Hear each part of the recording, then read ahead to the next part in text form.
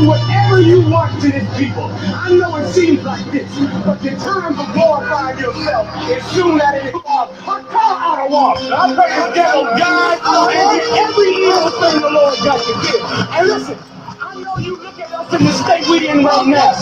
Call me out, SHALAM. Call me out, SHALAM. I know you look at us in the state we in right now. Black people on drugs, and we suffering and dying. And I know it seems like you can do whatever you want to this people. I know it seems like this, but the time for glorifying yourself is soon at an end.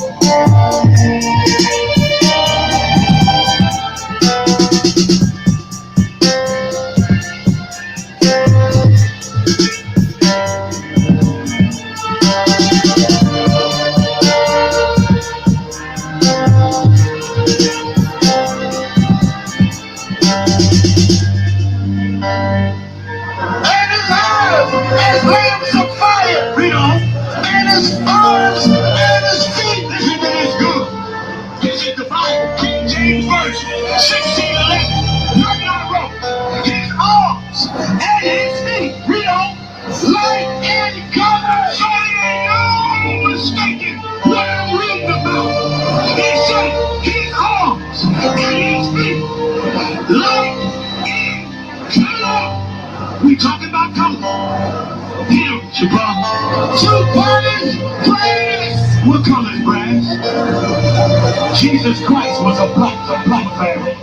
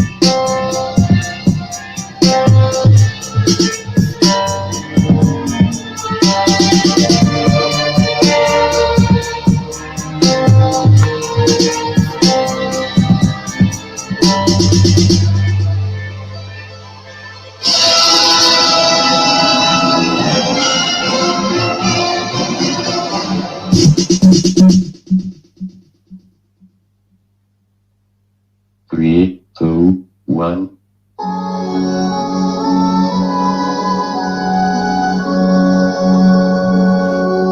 Woke up, took a deep breath, realized I was suffocating from real nigga real something I ain't even had to eat yet. Got a full plate, recognizing they don't recognize my friend. Till I definitely could eat a dick. Real spit, that's it, I know, cause I'm bugged while they down on the slugs. Feelings got some feelings, bruh, spin eating us lunch. Fast 4,795 months, but we finna take over for the 9. One sip of all glass, never in the dawn. Later, liberties are trying, they gotta kick in the balls. About just cause, every piece has balls or claws. But us can't even call for help. All we have is so-called knowledge yourself. Even that's manufactured, whole pride is kept. More money, more problems, we acquire more debt. Generational wealth is at the bottom of the well. Solitary confinement in a mighty concept. In a land which no man took. All the violence being felt, neck harness with a new sweep back for the wealth. From the terror in your eyes to the vision of.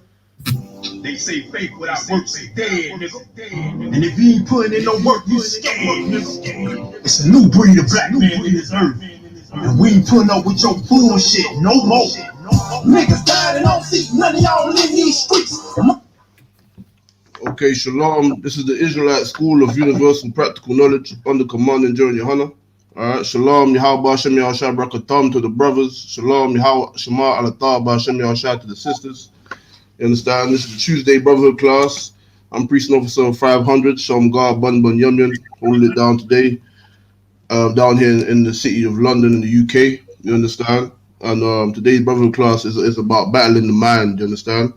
Battling the mind is something that if brothers and sisters in our communities ever understood, you understand, or properly taught when being raised up, brothers would know that battling the mind, and sisters will know also, battling the mind and our thoughts is what will help us restore brotherhood.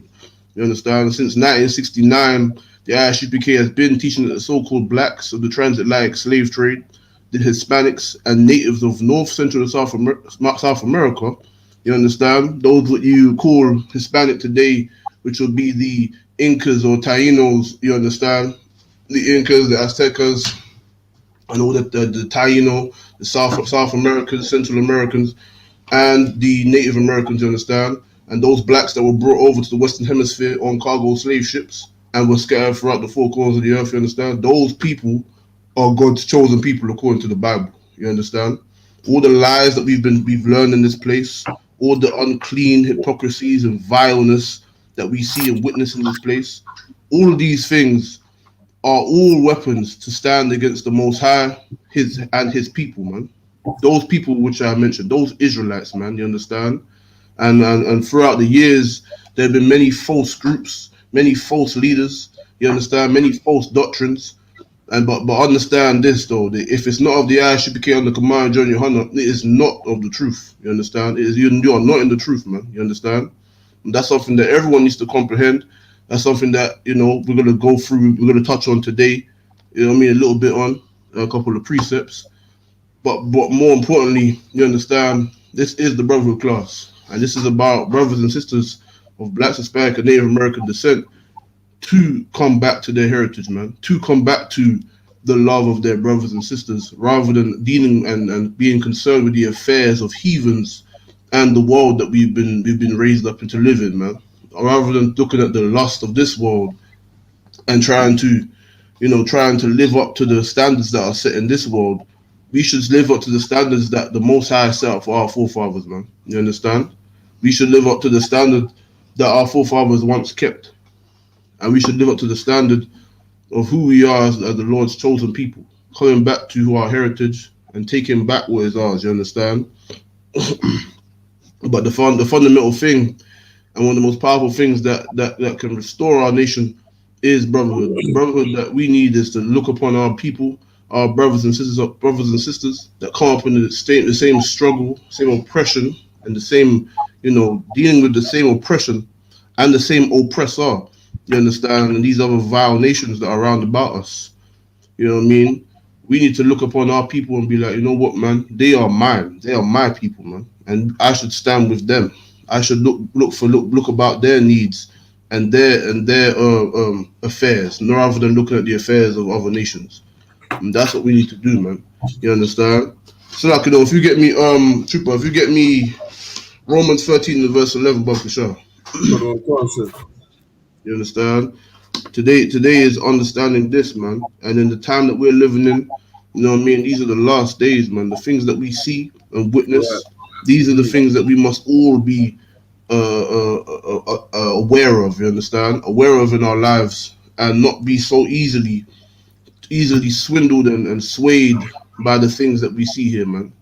To not be easily swindled or swayed by the things that we witness and see in this place, and things that are taught here that are not correct. You understand? The loving of an oppressor is not correct, man. You know what I mean? You could be in a fake Israelite group who lets in Africans, who lets in white people, who lets in all manners of nations. But at the end of the day, it's just Christianity. Everything outside the truth is Christianity, man. Even Islam is a form of Christianity. That whole everybody coming together, every nation under the sun coming together and all happy, and that's nonsense, man. You understand? That's not reality. The reality is that every nation will turn to his own people, man, and turn to their own lands, and then there will be war. That's the reality of the world. That's the reality that we've always seen, and that's the reality that we will always see. Every nation will be separate as the Most High had it to be, man. You understand? So I can read that, Baba Kushar. Romans 11:13. Right, speak to you. 13 and 11. 13 and 11. Yeah, don't sweat. You understand? We need to come back to that heritage that many heathens have taken up, man. Many heathens have taken up our heritage and have looked it for their own and have called themselves the people of the Most High. But meanwhile, you read our ancient records in this Bible, and you find out that, listen, man, there's only one nation of people that fits these curses, man. There's only one nation of people who suffered at the hands of every nation and are going through exactly what we read in the Bible. And that's the Black, Hispanics, and Native Americans, man. Nobody else. You ain't gonna find that in no Africa. You know what I mean? Among the native tribes of Africa, the predominant tribes, ruling tribes in Western Africa, you're not gonna find the Israelites there, man. You understand? You're gonna find Israelites all over the earth, of course, but you ain't gonna find, for example, these fake Israelites make a claim that the Ashanti are Israelites, just like Amalek, the fake Jews in Stamford Hill. They claim that they're Israelites too. They claim because their father raised them to be Jews and blah, blah, blah. That doesn't mean nothing, man. You understand? What means something is this Bible, man, and the curses and the reality of the world that we live in. And the reality of the world that we live in is that every nation envies us. Of ancient times, they took our heritage and they copied our ways when we kept the law. And in these times now, when we are lost our way and we are not keeping the law as a body of people. They copy us still today, and they copied us back then. It's no different. All they've done is hold on to what they envied and copied us doing back then. That's all it was. When we was dwelling in the land of Africa, they were copying us just like today. Wherever we go, they copy what we do, how we speak, how we walk, how we talk, everything. And that's just how it was when we was in their lands. You understand? And after 700 BC, was it 70 BC? Was it 70 BC? 700 BC? When was it? When Romans attacked Jerusalem, was it right, Trooper? Was that right? So like the one. Was it 70 AD? That's it, 70 AD, I believe it was. You understand? When Romans besieged against Jerusalem and Israel fled into Africa. You understand? Yeah, that's the reality of what we dealing with, man. You know what I mean? When we was in our land, there was heathens there with us too, taking up our things and ruling over our peoples and copying our ways, just like today. But no one ain't out here copying a Nigerian, man. No one ain't trying to be a Nigerian out here. No one ain't doing that. You understand? Looking at the planet that we live in, no one ain't copying them people. No one ain't trying to be them. No one ain't trying to copy their culture. No one ain't doing that. You understand? The only people that are trying to maybe go back to Africa and trying to do that is us, because we're lost. But in the world that we live in, everyone envies us. That's just the facts. And the Bible dictates that these people that everyone envies and everyone oppresses and looks down upon, these are the chosen people of the Lord, man. Not no African, man. You understand? But over here in London, we so confused, and we believe that, you know, we can love Africans and love Islam and all these things. Listen, Islam is nothing to do with black man. That's you understand? Under the Arab man is no different in the Christian church. When you're under the white man, it's the same thing. You understand? And in London, we are so misconstrued in thinking that we can all be in unity with everybody, and thinking that, you know, we have found a place in this world where everything is happy and good. And no, man, all it is, it's simple as this, yeah. All it is that you're high, innit? That's it. You're high, you're sniffing, you're smoking, and you're just weak. It's simple as that.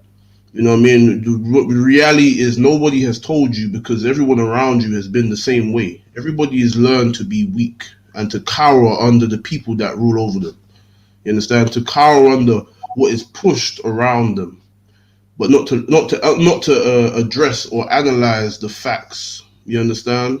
But to cower away and to be weak. For far too long, blacks, Hispanics, and Native Americans have been cowering away in the Christian church. For far too long, blacks and Hispanics and Native Americans have been cowering away in the Muslim mosque. You understand? These things are not for us. Neither have they ever benefited our communities. But rather they have actually contributed to the destruction of our communities and our young men and women. Right. And that's just the facts.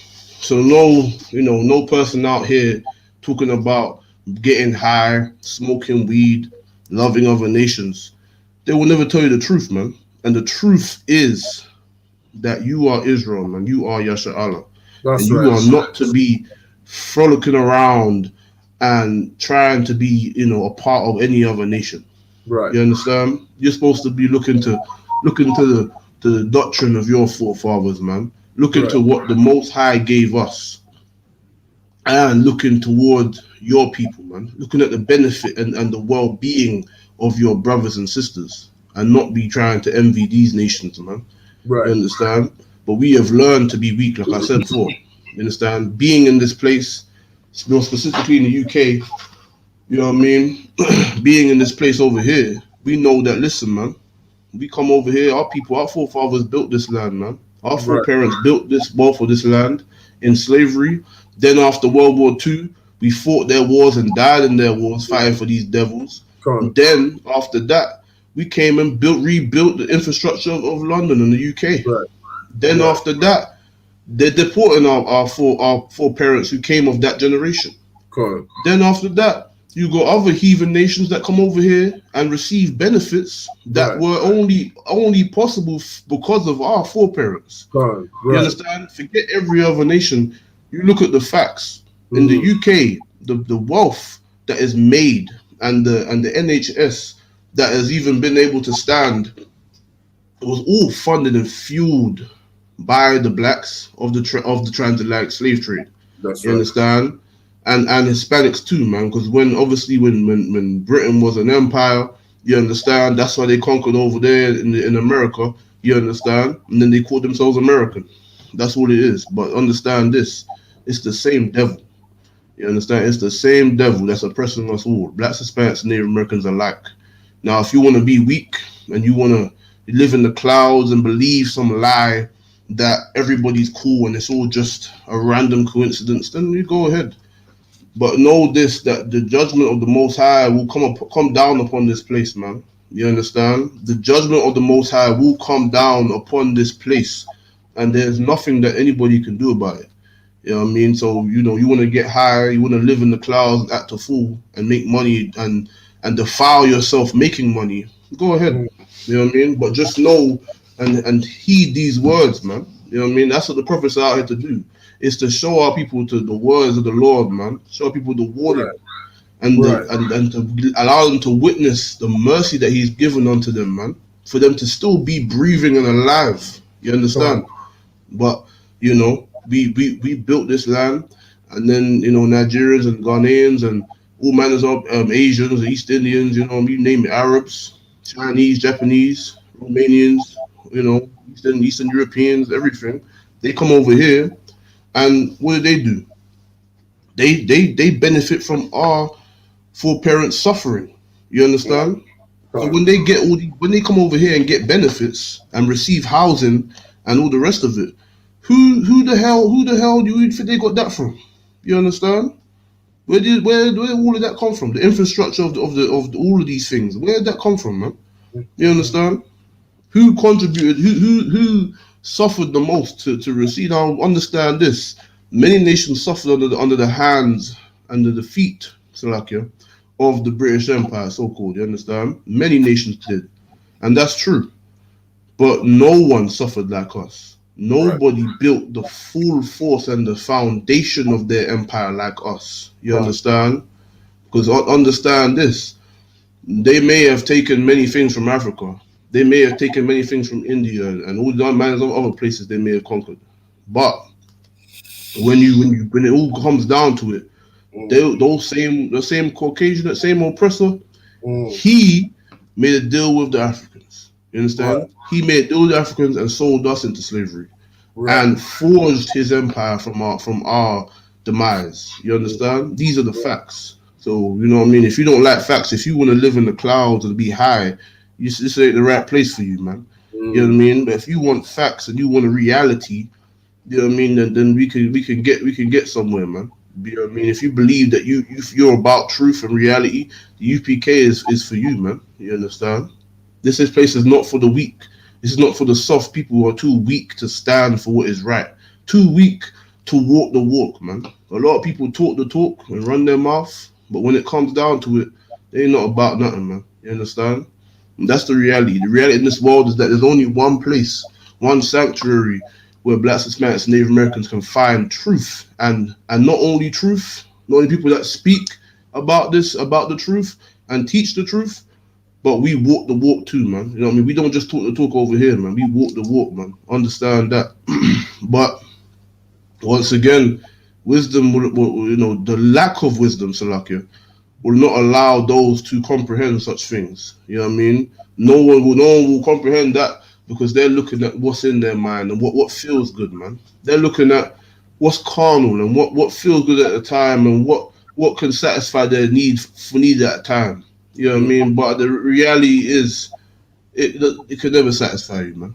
It's like anybody who smokes. You know what I mean? Smoking is one example I'll use. Smoking is a thing that is vile in the eyes of the Most High, and it is obviously detrimental to your health. Damn sure, because you know what I mean. The law, a little side note, the law. You know what I mean. Most of the law and the dietary law, all of it's like is about your health, man.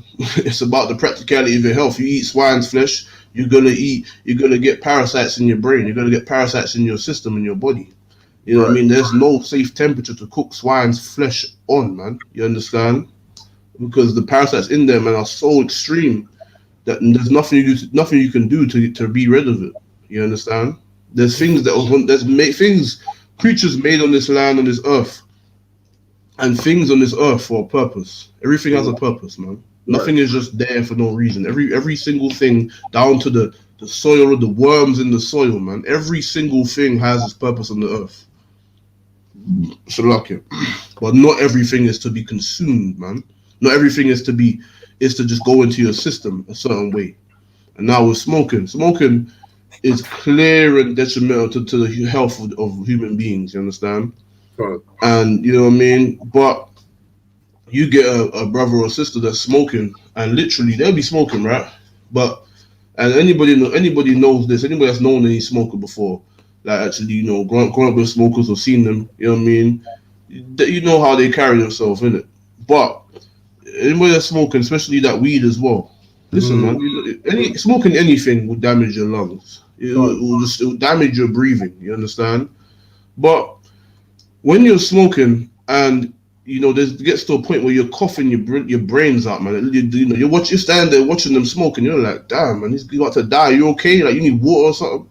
You know what I mean? This guy's coughing, man. And he's like, his eyes are red, water coming out of his eyes. You know, you sound like something gonna come out of his throat, man. It's like his heart's gonna pop out of his throat. His lungs are gonna come out of his mouth, man. You know what I mean? It sounds like he's gonna throw up his organs and that. It sounds like he's gonna keel over and die. And he's coughing. And then he eventually catches his breath. He stops coughing, and he eventually catches his breath. You know, he's still got tears coming out of his eyes because of the pressure coming out of his mouth. You know what I mean? All that smoke, all that coughing, right? And that's his lungs telling him. That's his body telling him or her that, listen, man, you're effing us up, man. We can't function like this. You're damaging. You're killing yourself. You know what I mean? That's your body telling you that. You know, it's your body's rejecting something. Well, then this is what happens though. With brothers and sisters, man, when they smoking, they'll gain their composure. They're just about gain their, you know what I mean, come back to their breath. You know what I mean? They was out of breath before they can just caught their breath. They're breathing at a normal rate, and they're back to it. You know what I mean? They're like this. They're breathing. They're all good. And you're like, yeah, that's some water. You're trying to help them. You're like, because you're worried. You're like, what the hell? You cool? You know what I mean? And then guess what they do? They take that same thing they're smoking and they just put it right to the lips and inhale again. And that's just like the drug of Christianity. Christianity is that drug that your body rejects, man. It's that thing that the Most High rejects. The Bible, the law, the scriptures rejects. But you, even suffering at the hands of the simplicity of Christianity, you will still take that same Christianity, put it to your lips and inhale, man. Even though you feel like you're about to die. You know what I mean? You don't know if you're gonna choke on yourself or die or keel over, pass out or whatever, because you was just coughing like crazy. You know what I mean? But you gained your composure. You found out that you weren't dead, and you still went and took that same thing that's damaging you and causing causing you that level of pain and distress, and you inhaled upon it again. Well, that's Christianity, man. Christianity is that same thing as the cigarette, man, or the weed, man. It's the same thing. It gives you that little bit of high, but when you come down and when you look around, you're suffering in your life, man. You know what I mean? The Christian pastor's rubbing you blind. You can't pay your bills. You're living crazy. Your health is out of order because you can't keep the law. You know, all manners of things are around about you. The Lord ain't with you, so anything can happen, man. Your sons, your daughters can die at any moment, or they're living a life that is gonna eventually get them killed, man. You understand? Or endanger them or yourself. You still hearken onto that Christianity. You still stay in that stupid church. You still follow the same foolish doctrine. But there's a reason why. Because that's a place that allows sin. That is a place that makes them feel good. It gives them that little high to so they can just wash over all that they do and just feel good at the end of the week and then continue to be a wicked sinner. You understand? The Christian church allows you and your demons to feel comfortable and at ease. It's even though when you're coughing, you understand, when you're coughing and you're in pain and you're dying, borderline, you understand, and then you look at your life and you look at how you're struggling, you're going through this, you're going through that, and the cause of it is because of the Christian church. It's because of the doctrine that you follow, the life that you live. But because of that high, And because you too weak and you wanna just enable yourself and enable the issues in your life, you still wanna inhale and take another hit of that whatever you smoking, man. You understand? That's the drug that's defiled our people.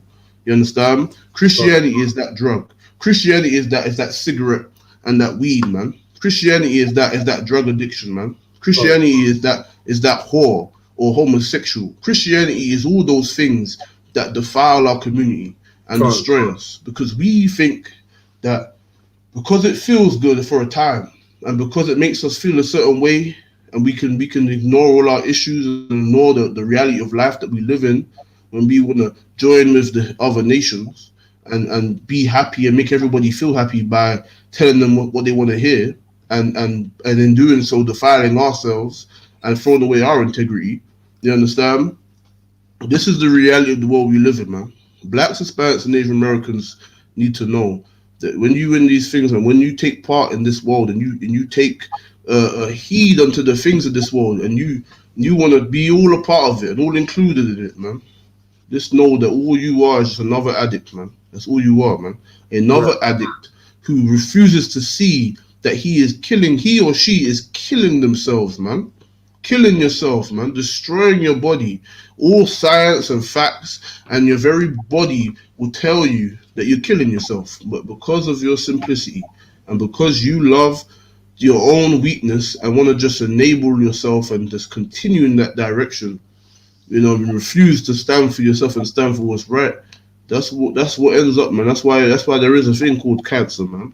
That's why there is a thing called lung cancer and the coronavirus, which attacks the lungs, man. You understand? These things are created of the Lord for judgment's sake. You understand? It's not about no fairy tale world where, you know, the devil's fighting the Most High. No, the Most High has his angels, man, and he gives them the command. And there are angels that do the bidding of Satan, man. There's angels that will tempt you, man, and will cause destruction. There's angels that will take the command of the Lord and bring great death on this land, man. And that's what we've seen with the coronavirus. Pure death and loss and pure peril at the hands of it, man. You understand? Just like the ancient plagues of Egypt of old. But this is the thing. When you refuse to seek knowledge and you refuse to deal with the knowledge of the Most High, then listen, man. These are the things that come about. These are the things that will take place. And this is the pattern that you consistently be in until you're dead. And then that same curse will fall upon your sons and your daughters. And that's what's been the Black and Hispanic community forever, man. It's been a community forever because we refused to hearken unto the Lord, man. Because we at one time disobeyed the law and his commandments and went unto other gods, man. False gods. You understand? Gods that cannot stand or walk or do anything, but sit there. You understand? That's what we were talking to, man. But so like, read what you got, Bob Kishore. So Romans 13, verse 11. God. And that knowing the time, that now it is high time to awake out of sleep. So this is the time, man. We have to know that this is the time to awake out of sleep, man. Awake out of the slumber and the fairy tale and the lies and the shadow that has been cast over our eyes in this place, man. You know what I mean? This is not talking about literal sleep. This is talking about the sleep of your eyes, man, of your mind. You understand? You're blind to see what is right in front of you. You're blind to see that these nations of people have no care for you and yours, man. They value their own and their own culture. They're happy to talk of their things and their gods, but they don't care nothing for you. They want you to serve them and to be subservient to them. That is the way of this world. That's the way it's been. That's the way it's always going to be. But know this, there's going to be a time when those of us that have chosen to love their people and love the Most High and our King Yahushua, we will rule them, man. And our power is the true power. He's not no freaking idol with gold sitting in some giant building with gold around it. He ain't some retarded little, idol, some dumb stone in the desert that don't do nothing. It's just a stupid stone that people walk around it and bow to it and kiss it, man. Like, listen, man, we don't serve that, man. We ain't those simpletons, man. We are the people of the Most High, man. We are the princes and princesses of YAHANNA, man. Princes of the power, man. That's who we come from. We don't serve no damn stone or no golden idols, man.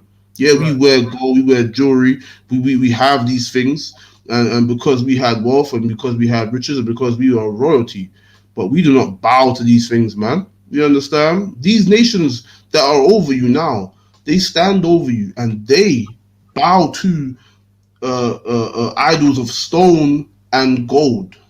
Understand that, man. Understand these people around about you, these heathen nations, they bow down to, right, and pray to stones that were made by the hands of men, bow down to wooden crosses and gold and these. That's what they do today. Like, you know, of ancient time, you know, all these heathen nations, that's what they did. You know what I'm saying? But they still do that today. That's, you know what I mean. We read about it in the scriptures of old times, of the idols they had, but they still have those idols today. They still do these things today. This is the reality of this is what they do. And these nations who don't serve the true power, they rule over you. They serve some idol that was made by their people.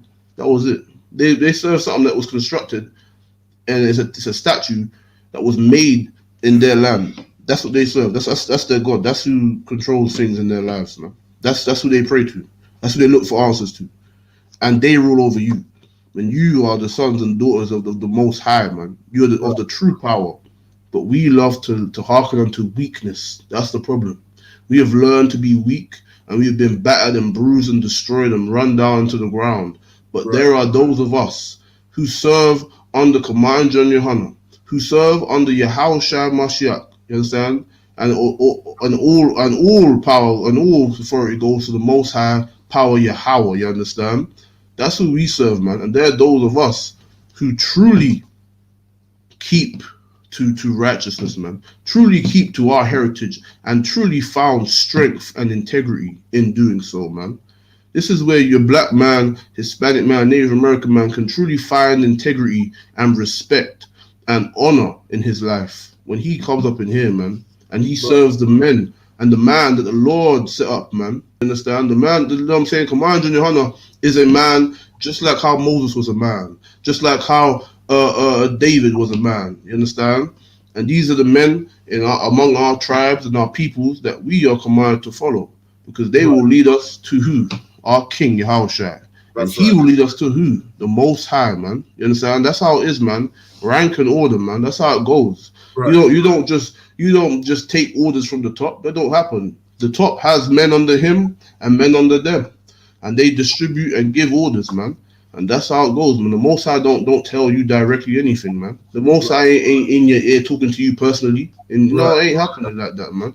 The Lord has even the Lord Most High has his angels, man. And our King also, you understand? You know what I mean? He gives orders and they follow. That's how it is, man. That's why, listen, man. Knowing that this is the time we must wake up, man. We must wake up to understand that in this place that we live in, we are not their friends, man.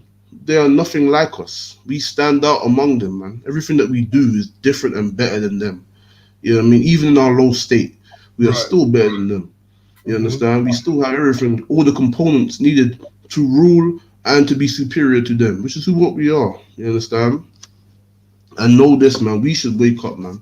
We, as those people who have chosen, we should wake up, because all the oppression that is suffering, all the oppression and suffering that's going about in the UK, that's going about in the Americas and the Caribbean and all of Europe and all around the world, wherever we may dwell, all the oppression that we're suffering is because the Lord is not with us. You understand? It's because the Lord has allowed our enemies to fall upon us, man. You understand? Because we forsook the holy covenant, man, and the law, man. You understand? That's why. And until we can understand that, until we can take up strength and actually hearken unto wisdom, because it's one thing to hear wisdom and acknowledge, okay, yeah, that's true, you know, that's right, yeah, that's true. But what the hell are you doing, man? Are you actually applying that wisdom, or are you just chatting, you know, or are you just a cheerleader on the sideline saying, yeah, that's right, that's it? You know what I'm saying? What are you doing in your life to support the cause, man? What are you doing in your life to actually teach others. You know what I mean? The best way to teach people is by your own actions, man. That's the best way to teach anybody, man. You know what I mean? That's the first way to teach anybody is by your own actions, what they can see. What everyone can see and observe how you conduct yourself and who you are. That's exactly what teaches them something first of all. You know what I mean? So there's no room for no one who just on the sidelines talking, man. You know what I mean? It's about action. Who's there on the front line holding it down? That's what matters, man. You understand? Who's there? Who's there supporting the troops? Who's there doing something, man? You know what I mean? Who's involved, man? You know what I mean? That's what it's about. You know what I mean? So like, read that again, that precept again, Slakin. Romans 13, verse 11. And that knowing the time that now it is high time to awake out of sleep. Mm-hmm. For now is our salvation nearer than when we believed. So there we go, man. Read that again, the last bit again. Then when what? For now is our salvation nearer than when we believed. Read on. The night is far spent. No, that's it. Drop it on that. That's around that. So you know what I mean? Our salvation is to come, man. When we understand these things, our salvation is coming, man. The thing is, nobody can understand it because nobody has been taught correctly. They think that love and the Bible and the Most High is about loving everybody. That's not what the Bible says. The Bible don't say that. Only heathens and cowards say that, man.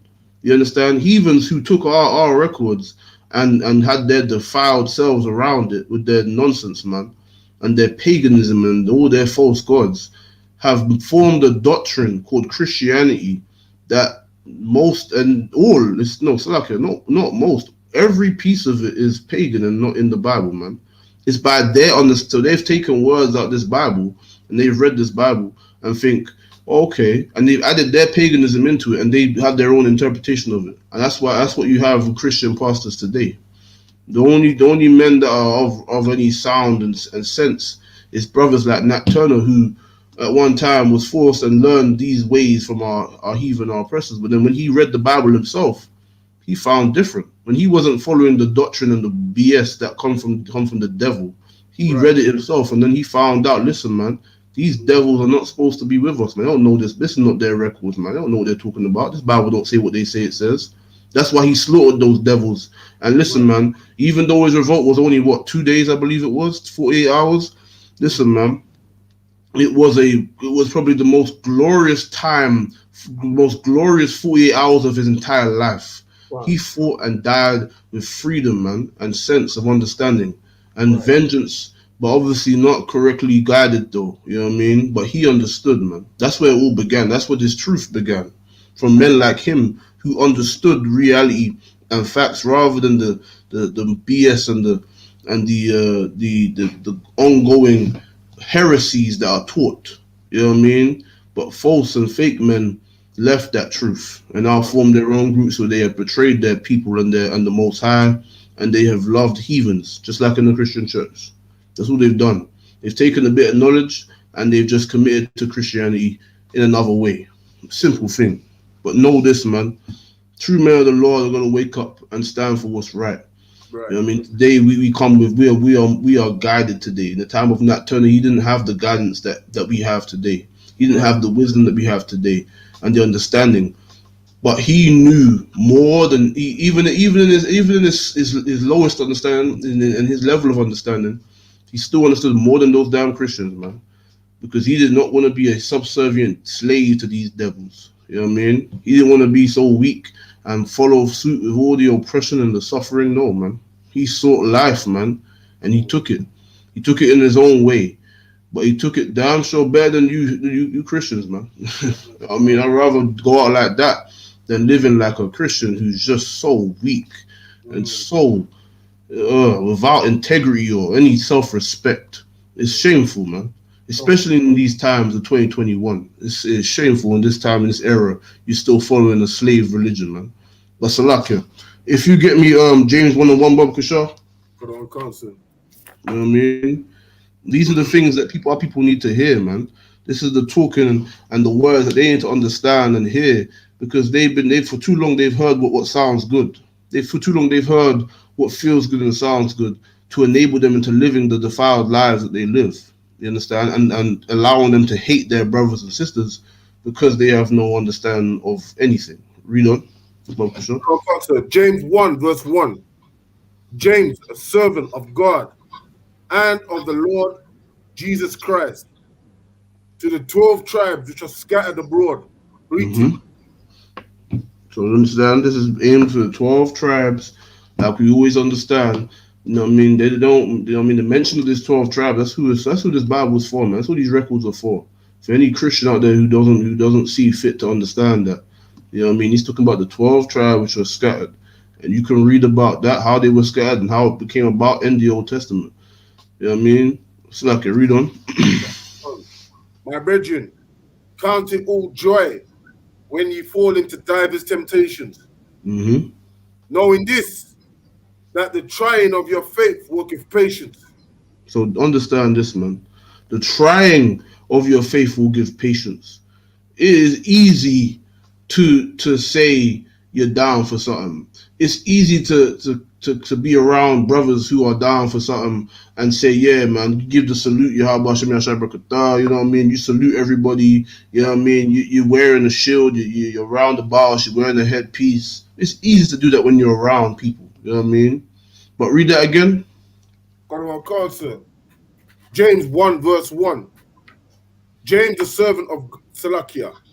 My brethren, count it all joy when ye Salakia. Hold on, is that the one? Yeah, that's the one. That's the one. My brethren, count it all joy when you fall into divers temptations, knowing this, that the trying of your faith worketh patience. But let patience have a perfect work. So there you go, man. That's the perfect work, because why? The trying of your faith will not be when you're around brothers, and or it could be Salakia, but the real trial of faith is when you're not around, man. When you're not around the Akim and the Akwafim, man. You know what I mean? When you're all alone in your own world and you go to your slave, when you're with, you know what I mean, when you're with heathens, when you're with people in the world, how do you carry yourself in that time, man? You know what I mean? How do you carry yourself in the time where nobody's watching you? The Lord is watching you all the time.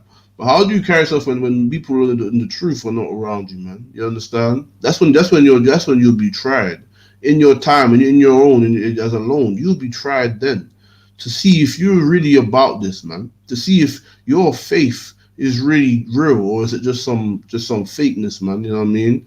Or is it just some word of, you know, it sounds good, but really, you know what I mean, it's doing some others, you know what I mean? That's what that's about, man. That's what it's about, that patience. Because if you're truly strong, you will endure that trial, man. If you're truly about this, you will endure all those things, man. Read on.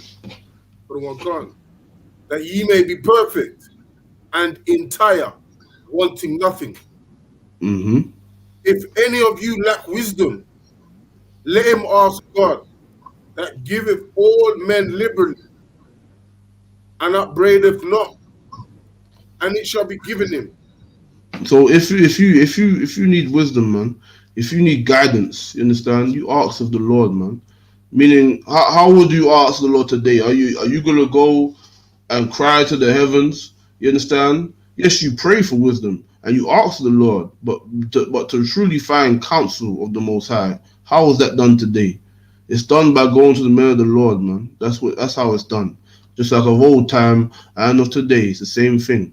There's no personal relationship with the personal relationship with the Most High where you're speaking to him and nobody else is, but you're speaking to him and you're defiled by all manners of things, of the food you eat and the life you live, but yet the Lord talking to you. No, we don't run like that, man. And even in the ancient time, we never run like that. There's always men of the Lord who have been given the understanding and revealed the secrets of prophecy to teach unto the people, man, and to know what to answer the people, man. You understand? Read on.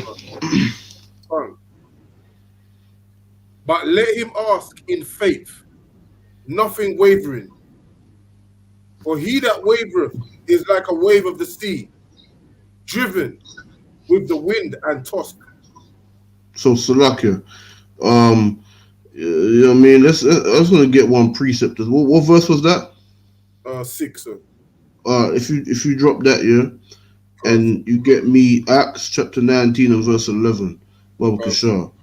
Just get understanding of faith, because you know what I mean, in this day and age, the people don't understand what the Bible means, man. You know what I mean? They understand what they think it means, but they don't understand what it truly means. And I just wanted to hit on a precept, because there's a faith that is real and strong. There's a faith that goes through all manners of torment, but yet when it is found, it goes back, and it's like, you know what I mean?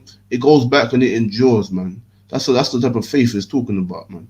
But then there's another type of faith where everybody just does what they want. Oh, shalom, yabashakata. You know what I mean? Read that, Bobo Kusha. Acts 19:11. Mm-hmm. And God wrought special miracles by the hands of Paul, so that from his body were brought unto the sick handkerchiefs or aprons, Mm-hmm. and the diseases departed from them, and the evil spirits went out of them. So read that, Slacker. Read that bit again about Paul, Slacker. I missed the point. And God wrought special miracles by the hand of Paul, Mm-hmm. so that from his body were brought unto the sick handkerchiefs or aprons, and the diseases departed from them, and the evil spirits went out of them. Go ahead. Read it again, Salakia. No, go ahead. Read on. Okay. The certain of the vagabond Jews, exorcists, took upon them to call over them which had evil spirits. So now, as we just read, you know what I mean? The Most High used Paul, man. He used Paul and many other brothers, you know what I'm saying, to do the work of the Lord. And those men were actually authorized, meaning those men were given the right to teach and to actually do the bidding and the work of the Lord with proper authority, and you know what I mean? They know what they're doing. They have been given the grant from the Most High to do that, man. And these are the men of the Lord today in the UPK, man. This is a place where men have been given the place to do what they have been commanded to do, man. You understand? And it's a place where we observe people like these vagabond Jews who do it, but they're not authorized. They're not the real thing. They just, it's like when you watch a TV program, like for example wrestling. Back in the day, you know, kids used to watch WWE. On WWE, it's all fake, right? It's all choreography. But kids watching it, they just do it, and they actually damage themselves and other people, because they don't understand that what the real people do and what they're doing is two different things. Well, that's like the vagabond Jews. The vagabond Jews are like kids that watch WWE. They are children, and these fake Israelite groups are like, it's the same thing. They're children. They're children who have not been, they watch something and observe something and think they can do it too. But they don't know that they have to be professionals to do that, man. They have to go through certain classes and learn certain things to do certain things. What you're watching on TV, it ain't just people just going around beating the crap out of people. You know what I mean? But anyway, so the vagabond Jews now are those fake Israelites. You know what I'm saying? And these men are trying to, you know, they're trying to do the work of the Lord and serve the Most High without any type of authority or proper teaching. Read on. Karawan Khan took upon them to call over them which had evil spirits, the name of the Lord Jesus, saying, we adjure you by Jesus, whom Paul preacheth. Mm-hmm.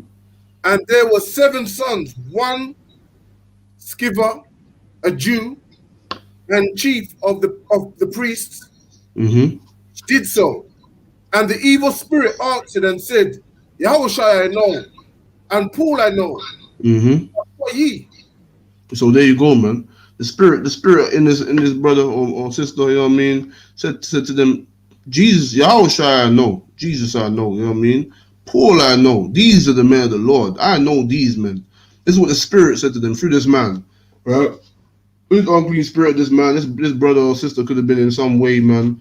Could have been on drugs, could have been high, could have been on all manners of self-degradation, you know, self-destruction, you know what I mean, that we see in our communities today. But the demon in this man, the spirit of this man said, I know these men. You know what I mean? These men, when I'm around these men, I'm uncomfortable.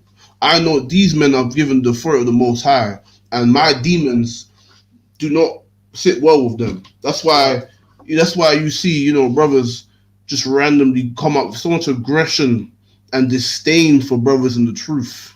Because not only are they just wicked, but because of the demons in them, they can't be around us, man. They can't get with us. They hear what we say, they know what we're about, and they just man, because because their demons don't feel comfortable when they're around us, man. And that's what the demon was saying to these fake Israelites, man. These brothers who were unlearned and unauthorized to do so, basically. You understand? Meaning these men were not authorized to teach and didn't have the authority. The Lord did not choose them to do a certain work. You understand? And the demon said, like, listen, man, I know your house, right? I know Paul. You know what I mean? I know these are the men. I know these men. These men are about this. These men are the ones that stand against me and what I'm about. Sure. You know what I mean? These are the men that we you know what I mean? We are completely different. But you understand? But knowing this, that read on. Anyway, read on. And the man in whom the evil spirit was leapt on them and overcame them and prevailed against them, so that they fled out of the house naked and wounded. So there you go, man. Meaning basically they being trying to do the work of the Lord, trying to teach, trying to be that place, trying to play the part what they see on TV. They were confounded, basically. They were confounded and put to shame. You know what I mean? This demon, the spirit on this brother was rebellious. This brother was in the world, obviously, and he messed them up bad, man. They ran away. You know what I'm saying? And isn't that what we see in these fake Israelite groups? No, not specifically this, but you understand it's the same thing in this. Like they will try to do camp, right? And they get moved off the corner by people, by brothers in the world. They get moved off the corner by police. They get all these different treatments, and when we go and we teach bold and true. It ain't happening to us. That's what it is today. That's to sum it up today. To sum up today is what you see today, in that there's someone there's people who the Lord is with, and then there are others who the Lord is not with, man. That's just the way it's always been throughout the Bible. You understand? There's people who are authorized and given the authority to do the work of the Lord. Right. Then there are others who just watch and trying to copy and trying to make their own little thing. That's what a fake Israelite is. To define it. It doesn't mean that we're saying that them brothers ain't blood Israelites, because they are brothers, but they are fake Israelites. Meaning they follow the pattern and the unclean doctrine which came about off of heathens, and it's not Israelite culture. It's a bastardized version of our culture, which is taught by our enemies. That's what a fake Israelite is. Those who follow doctrines of our enemy, follow doctrines of our enemies and become that doctrine. They embody it with what they do and how they carry themselves. You understand? What verse was that? 16. If you just jump to 17, Bob Kashar. And this was known to all the Jews and Greeks, also dwelling at Ephesus, and fear fell on them all, and the name of the Lord Jesus was magnified. Because why? Because the people saw that the Lord is not with those men. People saw that, listen, man, these men ain't about it. These men ain't the real deal. You know what I mean? These men ain't authorized to teach. These men ain't authorized to do nothing. And they witnessed that, listen, man, the only people that are to be magnified and that are doing the work of the Most High is those under your house, man. You understand? Those men like Paul and so forth. You understand? So if you jump back to James Bob Kashar, because that will touch on the faith. Touching on the faith of this world is understanding that, listen, man, you got to know what's what and what is and what is not, man. You understand? You got to know the reality of where you at and what you doing. because you can think that you serving the Most High, but yet you just following a coward who dropped his sword, man. You understand? Right. You're following a heretic who defiled himself with his own lust. You understand? But you are not following the man of the Lord. You have to know who the Lord is with, man. You understand? Right. So, okay, read that, Bokasha. I think it's James 1 and verse 6, Bokasha. That's where he was, I think it was. But let him ask in faith,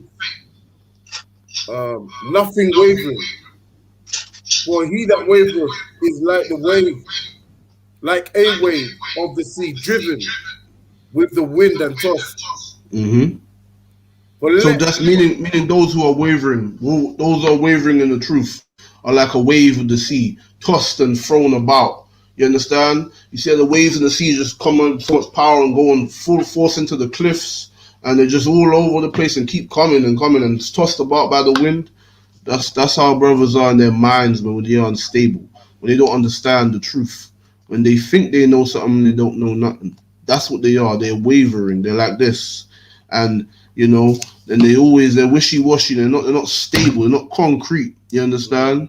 They're not in one. They're not at one mind. They're not going straight forward. They're all over the place, man. You understand? That's someone who's wavering. That's someone who isn't fit to govern anybody yet. They got to secure themselves in one place. Read on.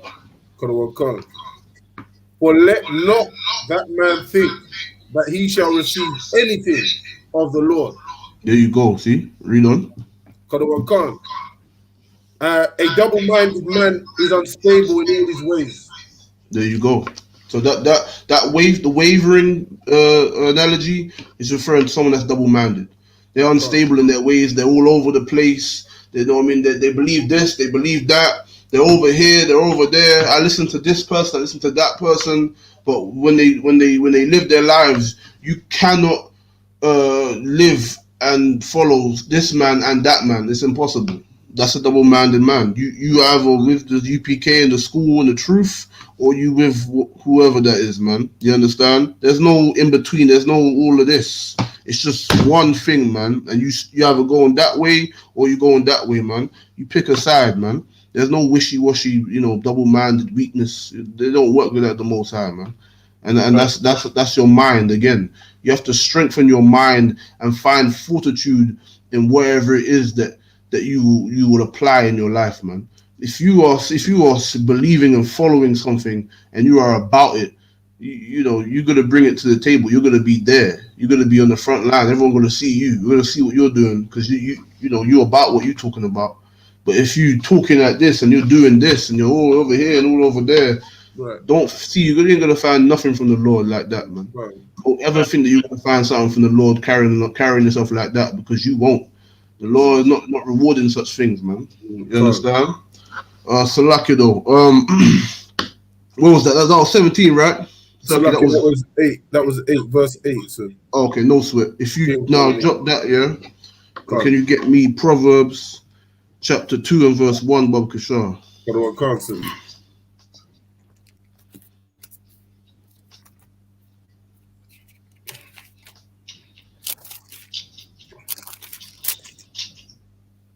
Proverbs 2, verse 1.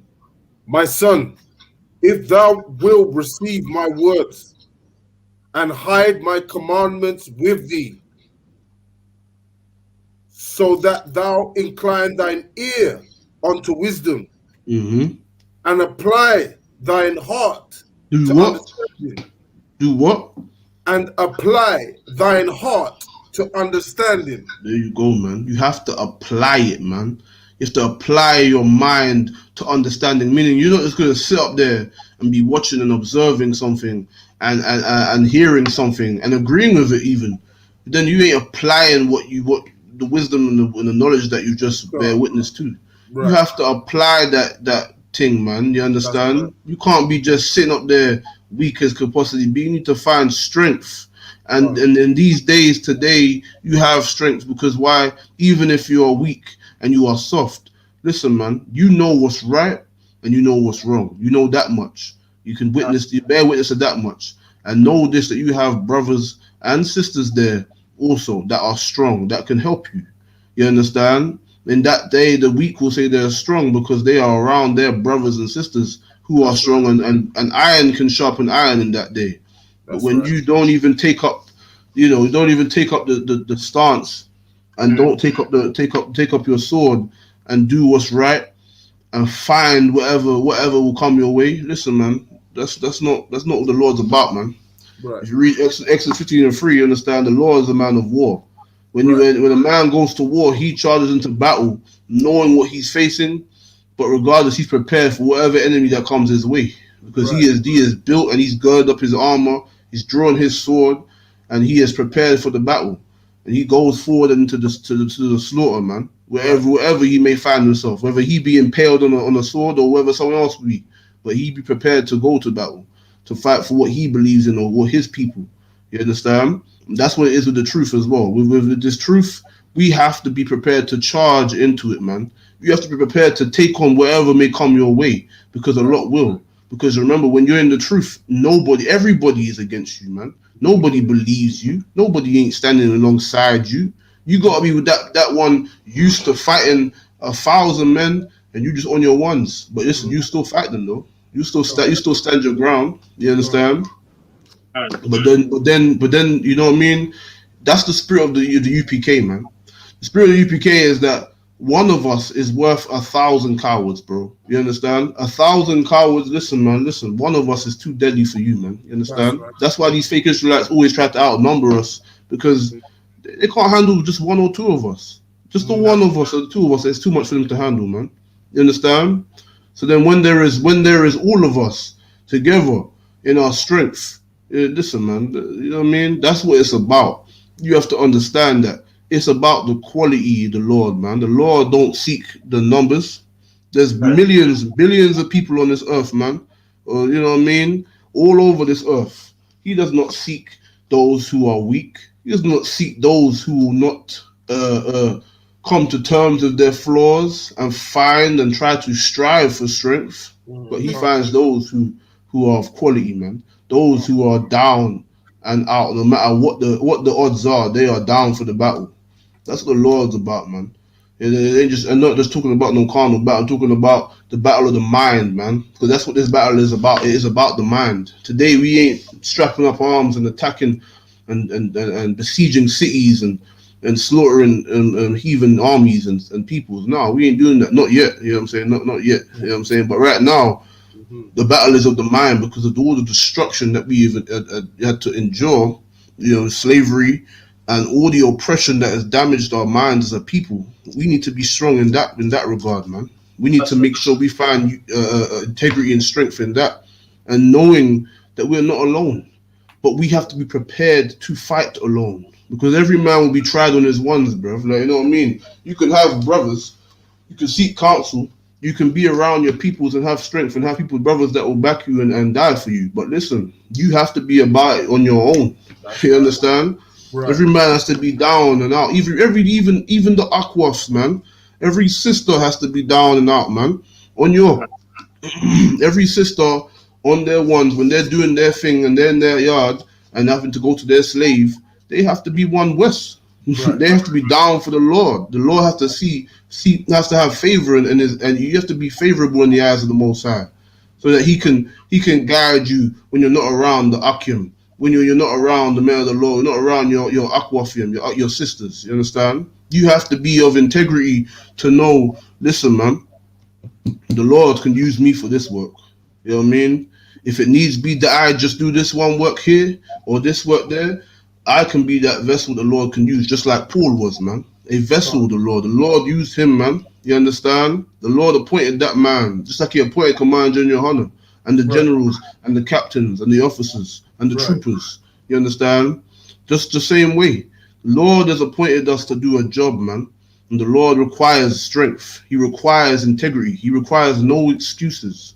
Right. You know what I mean? So we you know what I mean? Read that last bit again. Come, sir. Proverbs 2 verse 2.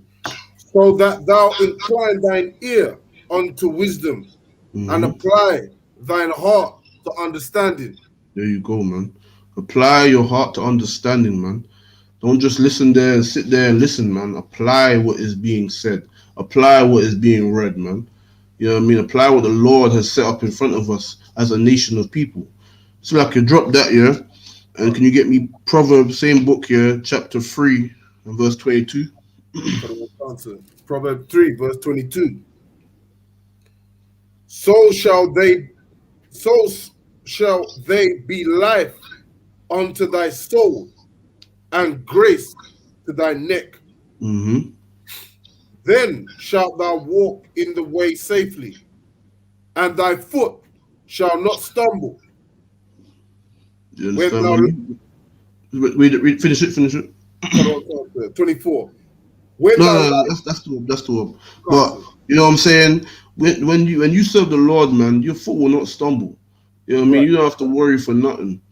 But you have to be down and ready to deal with whatever may come your way. That is what you must be, though.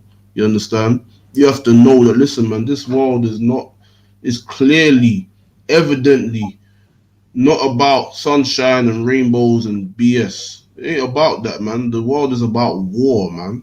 This is a war of the mind, man, of the spirit, man.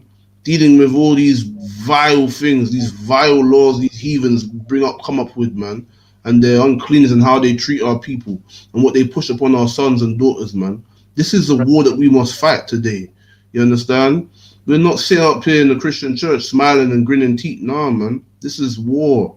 You understand? It's war when our brothers, when we have to witness and see our brothers succumbing to the uncleanness of this world, man. It's war when we see our brothers and sisters want to be frolicking and playing around with heathens, man. It's war when we see our sons and daughters in this world being defiled by this place and watching how our communities are suffering, man. This is war, man. It is all war. And that's what they do. They push these things down our throats to defile us and destroy us, man, and make us weak. Let's fight, you know what I mean? All these other things, you know what I mean? All these other things out there is all another vessel for them to push their agenda upon us, man, to weaken us, to make us scattered and to loving other nations. When we see our brother, you know what I mean, and we see a brother that's from the same peoples as us, man. He's from the same line as us. We should fill up our chests should fill with pride when we see him, man. You know what I mean? We should be like, yeah, man, that's my brother, man. He's my people there. You know what I mean? That's my sister there, man. That's my people's there. You know what I mean? We shouldn't be looking at them with hate. We shouldn't be looking at them with some kind of idiot, you know, little altercation and trying to, you know, have some baby little argument or some nonsense. Listen, man, that's our people right there, man. And in a place where we are so oppressed, in a place where we are so hated and so used, we should, you know what I mean? We should really wake up, man, like we read earlier, man. Wake the hell up and understand that, listen, man, look where you are, man. You think those nations of people feel any way to you differently than your people? They think they might smile on you and say you're cool with them. They call you brother. You know what I mean? But listen, man. At the end of the day, they're choosing their own, man. And when they've used you and they've called you brother, and then they come to an ultimatum. They come to a point in their life where they have to choose a side, and they left you and they chose their people and they left you in the gutter. Now you want to come crawling back to your people. Now you want to look back at your people and where you come from. And that's the issue. The issue is that we forget that, man. We forget who we come from and how great we are, man. And that's why we have to understand what brotherhood is and sisterhood is to seeing the value in our lives, man. Seeing the value of us as a people, man. Seeing who the Lord chose, man. We are that nation. You know what I mean? And we have to look at the value in our brothers and our sisters, man. We have to look at that rather than the vileness of this world and their homosexuality and their uncleanness, man, that they push in this world. We should look about our people, man. Look about what is good for us and serving the Most High Power, Yahweh, and Bahashem Yahweh Shai. You understand? We should know that is what's good for us. That's what's good for our people. So if you truly love your people, you don't want to be all inclusive and all that BS. Then listen, man, you be looking about the Most High Power and our King, and looking about the restoration of your people. That's what you be looking for, man. You ain't be looking for trying to find what's good in this world. Listen, man, you're gonna do what you have to do to be better for your people. That's what you need to be. That's what you need to be thinking.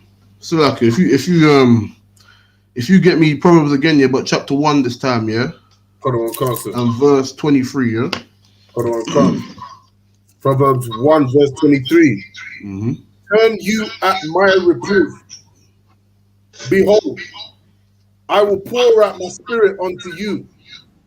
I will make known my words unto you. Mm-hmm. Because I have called and ye refused.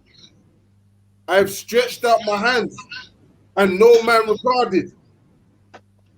But ye have set at naught all my counsel.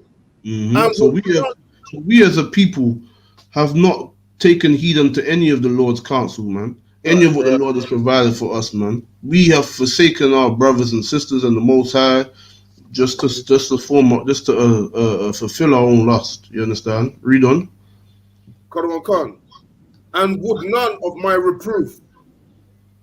I also will laugh at your calamity. Mm-hmm. I will mock when fear cometh. Mm-hmm. When your fear cometh as desolation, and your destruction cometh as a whirlwind, when distress and anguish come upon you, then shall they call upon me, but I will not answer. Mm-hmm. So there you They go, man. Just like we said earlier about how brothers turn to the heathen, and then when the heathens turn their back on them, they turn back to their people. Well, that's like with the Most High. We like to do what we want to do and what feels good for us, but when reality hits and that high goes down, and we find out and we look at where we are and how we're suffering, we want to then cry back to the Lord, man. But He won't answer, man. And that's what you find in these fake Israelites and in these churches. The Lord ain't answering that, man. That's why there's a lot of suffering going on around there, man. That's why there's a lot of suffering in this world of our people, because we have allowed ourselves to be in this position. We have forsaken the Lord and have now tried to seek Him when all things when calamity comes upon us. You know what I mean? It's all good and good when you're smoking, you're sniffing, you're selling drugs, you're destroying your people, you're killing your brothers. You know what I mean? You're whoring out your sisters. You see what I'm saying? You want to abuse your people, man, in any regard. You want to abort your babies. You understand? You want to serve and love the oppressor and love their kingdom and everything that they push. It's all well and good, but when reality kicks in, when this kingdom shows you what they're about, and these nations show you what they're really about, now you want to start balling and start come to the Most High. Nah, man. The Lord said we won't hearken unto them things there. You ain't hearkening. He's gonna let you suffer. And that's what we've been doing from the 1600s, sorry, 1400s, all through the 1600s and all till now. That's what we've been suffering, man. We've been enduring these things, man, for a sign and for the Lord to show His children how to behave themselves. You understand? Read on. Then shall they call upon me, but I will not answer. Mm-hmm. They shall seek me early, but they shall not find me. Mm-hmm. For that they hated knowledge and did not choose the fear of the Lord. There you go, man. That's right. They didn't choose the fear of the Lord. They chose the fear of the heathens, man. They chose the fear of these false idols that we see in this place, man. Christianity, Islam, and Hinduism, Sikhism, all these other religions and nonsense out there. And they chose to fulfill their own lust. But they forsook what the Lord gave us, man. Our full parents, which is us, we did falsely in these times, man. And we sought the Lord early in slavery when we was enduring. We sought the Lord early when they were beating us, when the police was hanging us, man. We sought the Lord early when we was at the mercy of all these nations, man. You understand? But that time is not now. Now is a time to seek the Lord, man. Now in these last days, we seek the Lord. When we as people have endured what we've endured, you understand? In the time of slavery and all that and all these things, we're trying to seek the Lord early. But today, we need to be seeking the Lord, man. This is the time when we have fallen witness to what the Lord has allowed our enemies to do unto us. Now we should really seek the Lord, man. Because Salaki. look what he's doing. Look what he's doing to our enemies. He's slaughtering them. You understand? And destroying them financially. And war is brewing too. You understand? You think that they like everyone in the world, they all forgot about World War III. They thought that it was just a phase, and it was just like a little high, and then everyone went. No, there's war is still brewing, man. You know what I mean? You didn't see the other day how there was warning shots being fired at sea. I think it was Russian. I think it was a Russian border.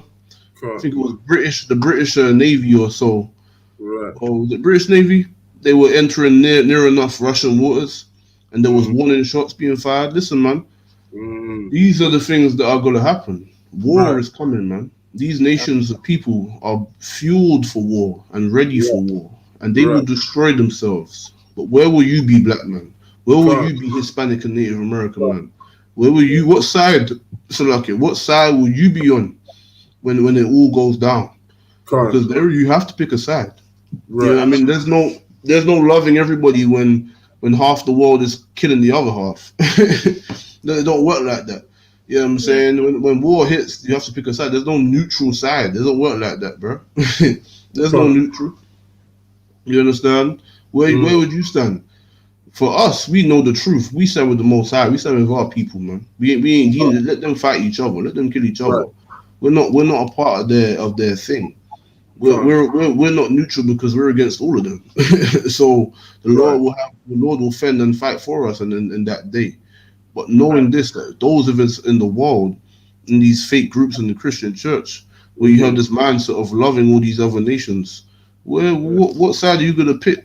Because the reality is, either way, if it's not the oppressor from the UK or the oppressor from England in the Western Hemisphere, is you got Russians over there, you got Arabs over there, East Indians over there, you got Africans down there, you got all these nations of people who despise you. You know what I mean? They listen. They will draft you in their military, but they despise you regardless. So it's even if you played it out to the mind of someone in the world, right? The mind of someone in the world is that what we believe is just something made up, and then nobody ain't gonna come from crack the sky and bring slaughter to this place. They don't believe what we teach them, right? You know what I mean? But let's play out in your mind. Let's play out how you think it's gonna go down, right? They're gonna fight and kill each other. Someone's gonna win, right? You choose a side. You just say you choose a side who loses or the side who wins, right? When that side wins, you think you're not gonna be subservient to them. You think your condition is gonna change because you took their side. No, you're gonna still be the slave. You're still gonna be oppressed. You're still gonna be ridiculed in their kingdom. But either way, none of them will stand. Just to bring reality back, you know what I mean? None of them will stand. That's not going to happen. They will all be destroyed. And our King Yahawashi, you understand, will rule over these lands. And the 144, those of us who served with true strength and those authorized to lead the people in that day, those will be ruling, man. You understand? Those will be the ones in charge, man. And we will be ruling over all these nations. And your condition will be at its end because you would have tried to love all these nations, and now you're going to come crawling back to us. That's how it's going to be. You understand? So, like, you read on. Then,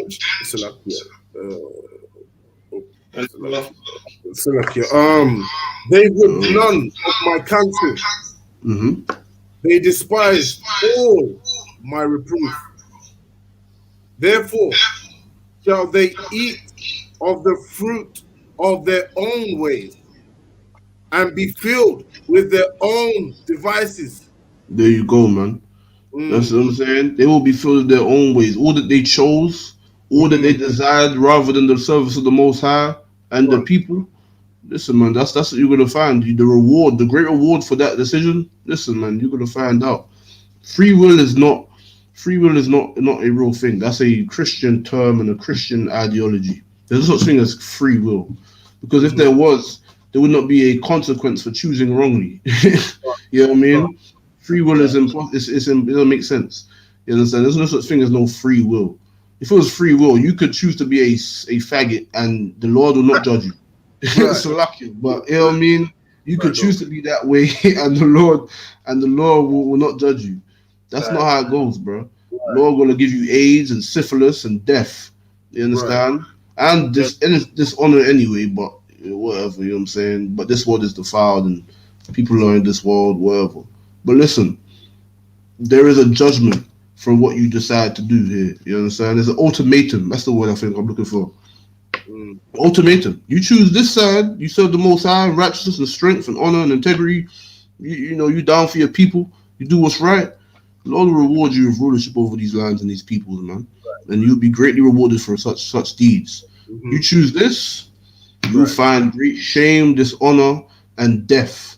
And the thing is, in that life, you don't know what's coming, man. The Lord ain't with you, so you don't know what's coming. You looking around, you watching your back. You don't know what's coming around the corner. You know what I mean? You have no security of life when you live like that. And those are the two ultimatums, whole decisions you can make. That's the two lives you can choose. You can be happy and have your little high and go out and sniff all the drugs you want and be all high and dumb and retarded and do whatever make you feel good for a time and smoke your brains out and whatever and kill your people, destroy yourself and serve your oppressor. But then at the end, there is a judgment for this. There is a reward that you have coming if you choose this. And if you choose this, you have to endure only the trials of your faith and endure being separate from everybody else and having to be separate from all that this world teaches and all that this world is. And you endure to the last end in dealing with that trial, then you'll be greatly rewarded with rulership. There's two ways, you know what I mean? There's two sides of this coin. and you have to pick one. So go ahead. Yeah, well, the scripture says, if your family join unto them, they shall be thrust through. That's right. You know what I'm saying? If their family join unto the heathens, choosing the way of the heathens, loving the heathens, hating their own people, they shall be thrust through when Yahweh shall return. Damn right. You understand? That's what the Lord, that's in the Bible, man. There ain't no free will in the Bible. What the hell is that? That doesn't make no sense. If there was free will, then you could do whatever the hell you want and nothing will come about it. You're good. It don't work like that, man. The Lord has written his statutes and judgments in here, man. The men of the Lord have perfectly, noted down and recorded all for us to know and understand in these days, man, that we may know how to be and what we must do. And there is no way you're going to stand up there and tell me that there's free will or now you can do what you want. Listen, man, you've chosen a side and you've chosen death. Right. It's as simple as that. You've chosen shame and death. Go ahead. Sorry, just to add to your point there as well. Like, we told them not to celebrate Christmas. We showed them in the scriptures. They didn't want to hear that counsel, so they chose to do, celebrate Christmas because they say it's, Christ's birthday. And we showed them Jeremiah 14 that, don't do this. The scripture says not to do it. And they still can't do it. So like the scripture said, like you said rightly, they're going to come to an end if, they're following their own desires, you know what I mean? Damn right. And understand, we don't desire to see our brothers and sisters die. But listen, we do know what justice is. We do know that the Most High is a just power, and that if you do something wrong, you have to. It is only just for you to suffer the consequences. We pray in the UPK. We pray for the Blacks, Hispanics, and Native Americans to return to the laws of their forefathers. That's right. You know what I mean? That's what we pray for in here. But listen, we also going to acknowledge that. Listen, if you choose otherwise, if you choose to be weak in this place, the Lord will find. You know what I mean? You're gonna find something out. You're gonna find out something. You know what I mean? I ain't gonna just walk around and get away with things. No, I don't run like that. It's a lucky. So if you get me, what verse was you at? We was in Proverbs 2. No, one. I think it was. Verse 29, I believe. 29. Yeah, 29. Oh, yeah, 30. Not 31, so that's 31, yeah. All right, no, let's drop that, yeah. If you get me Proverbs 3 and 5, Bob Kishore. Con. Proverbs 3, verse 5. Mm-hmm. Oh, Shalakia, 32. Can I read 32? What? Just finish off 32. Now we got to move forward for time's sake. I would read it, but I just want to hit the other points though. Salakia, yeah. So if you get me 3 and 5, yeah. Proverbs 3, verse 5. Trust in the Lord with all thine heart, Mm-hmm. and lean not unto thine own understanding. There you go, man. This is where we understand what the mind says. The mind says something, and this is what you think, what you feel. But the Bible says, read that again. Trust in the Lord with all thine heart, and lean not unto thine own understanding. There you go, man. You understand? Lean not to your own understanding here, man. There are men appointed and authorized to teach and to give counsel to the Lord and to guide the people. We have no place in this time to seek the counsel of ourselves or to think that we know the scriptures. Because we watch someone online do this and do that, so now we think we can do it. Nah, man, don't run like that, man. You understand? Just like we read, you know what I mean? There was men in the time of our King Yahushua, in the time of Paul, you know what I mean? Men who were chosen, you know what I'm saying? And there's time people that were doing the same thing that we see today in these fake Israelite groups, man, doing their own thing, bastardized, you know, teachings, and being confounded. That's what we see online. They get defeated by other, you know, Christians and then Muslims, and their camp gets destroyed and they get attacked and they fall short every time because the Lord is not with these fake groups, man. You understand? Just like He's not with those vagabond Jews in the time of Christ. You understand? And that's why we have to not lean upon our own understanding. Read on. That's right. In all thy ways acknowledge Him, and He shall direct thy paths. Mm-hmm. There you go, man. You don't need to be thinking of your own thing. Listen, man. You just take orders and you say Khan the one Khan. That's it, man. You go the right way that way. You know what I'm saying? You just do what you're supposed to be doing and you good. That's it, man. We take orders from the Most High and our King Yahushua, you understand? And the men that have been appointed over us over here, you understand? It's lucky. Read on. Be not wise in thine own eyes. Fear the Lord and depart from evil. There you go, man. Heavy precept, you understand? Be not wise in your own eyes, man. That is something that we see in the community every day, man. You know what I mean? They're wise in their own eyes, man. They're smoking. They got the thing in their mouth, smoking their brains out. You know what I mean? They got the spliff in their mouth. You know what I mean? Thinking they know something, right? And they think they sound good and wise. But when you look at the facts, man, you just retarded, man. You know what I mean? You just high. But listen, that's what the Bible says. Be not wise in your own eyes, man. You know what I mean? Don't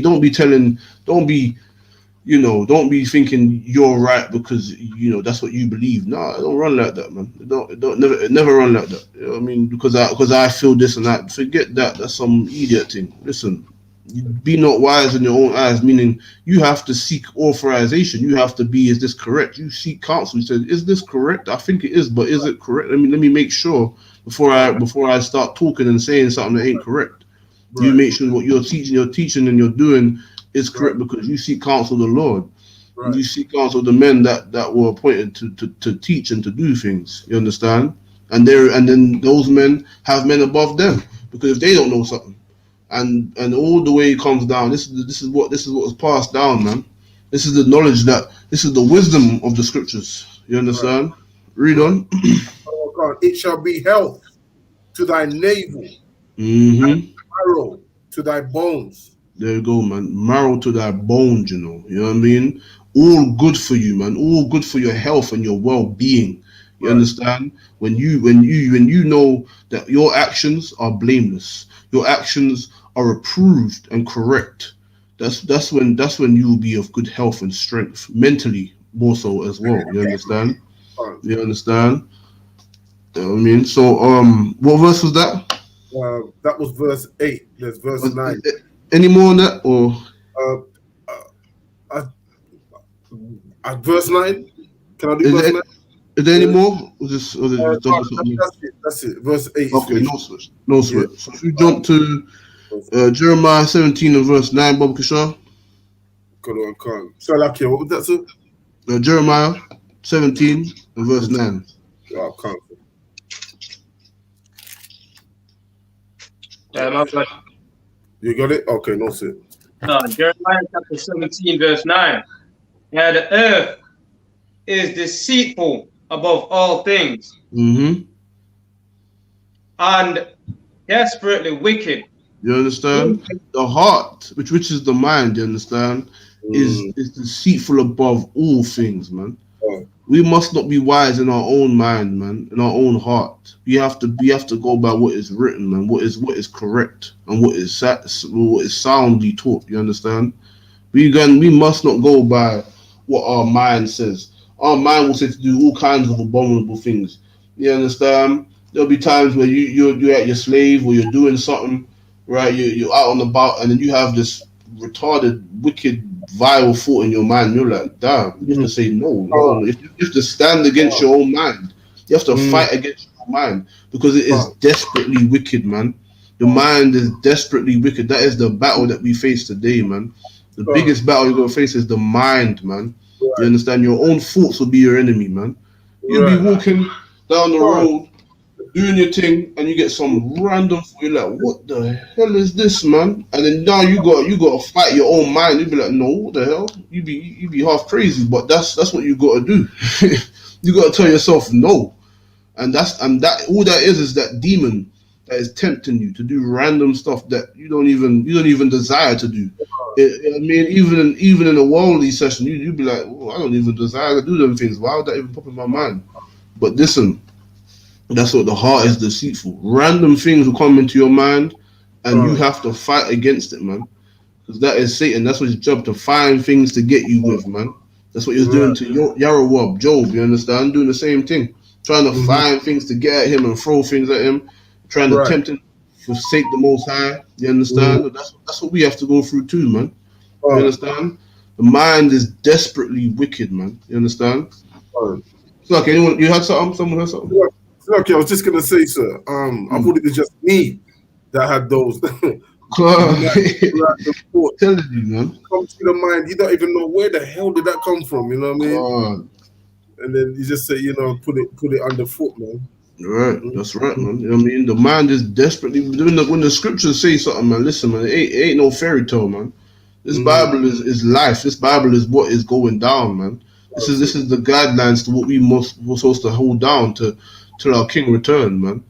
You understand? These things here we're reading can never go against us. It's always for our benefit.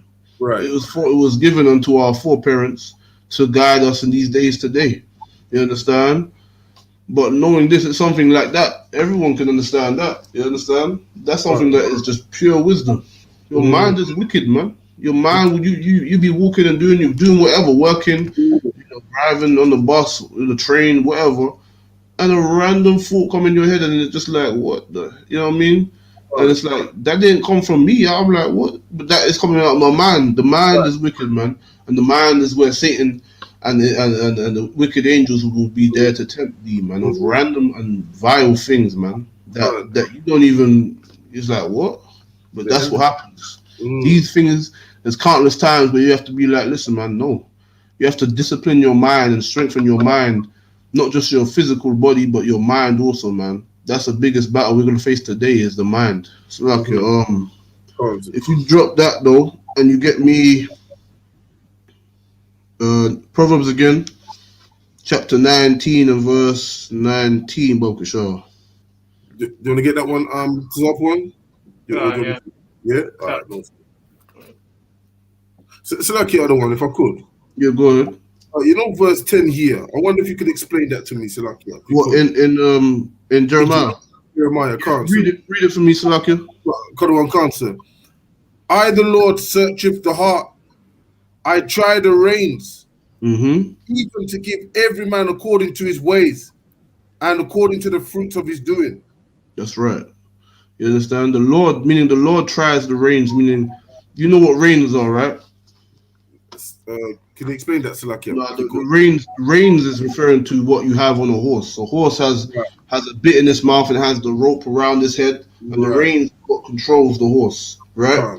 And the Lord said he tries the reins, meaning he sends those wicked angels to try you.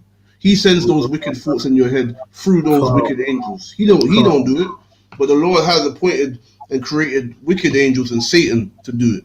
And so he tests men with that, man. That's what he does. That's what the mind. That's what the wickedness of the mind is. It's from them, from those wicked angels, from Satan, those demons. You know what I'm saying? That's what it's referring to. So read it again, Salakia. Jeremiah 17 verse 10. I, the Lord, search the heart. I try the reins. So there you go. He searches the heart. He searches the mind of what you're thinking, what you're about. You see what I'm saying? And what you're gonna do. Trying a man or woman on their life and who they are and what they're about. Seeing if they're worthy of the Lord, man. You understand? That's what the Lord does. He tries them and he watches what you're thinking and what you're doing. He knows what you're being tempted with, and he's finding out what you're gonna do with that temptation. Read on. Right. Khan. Even to give every man according to his ways. So according to his ways, meaning the judgment according to what he decides to do with that temptation. Whether he takes part in the temptation and tries to further grow in the wickedness, or he tries to turn from it and do what's right. You know what I mean? Read on. Khan. And according to the fruit of his doing. There you go, man. That's what it is, man. So it's about judgment. That's what it is, man. That's why the heart is so wicked, because you're being tried. You understand?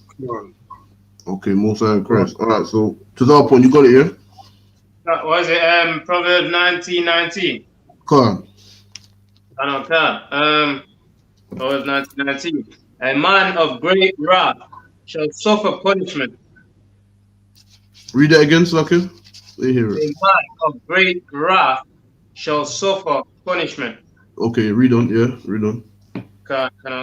For if thou deliver him, yet thou must do it again. So basically, you understand when your mind, because remember, a mind is formed of many components, right? And there's a brother and a sister, or you know what I mean, who has great wrath, great rage. You understand? And that will only defile them, man. You understand? If you allow your mind to overcome you and allow that rage, you understand? It will only be to your fall. You know what I mean? You have to reform yourself and mend it. You understand? Read on. Here, Salakia, verse 20. Hear counsel and receive instruction. So there you go, man. So that counsel and instruction, when you go to seek counsel of the man of the Lord and you find instruction, that's what you need to do, man. That's what will keep that man, that wrath away, that wrath from overcoming that man.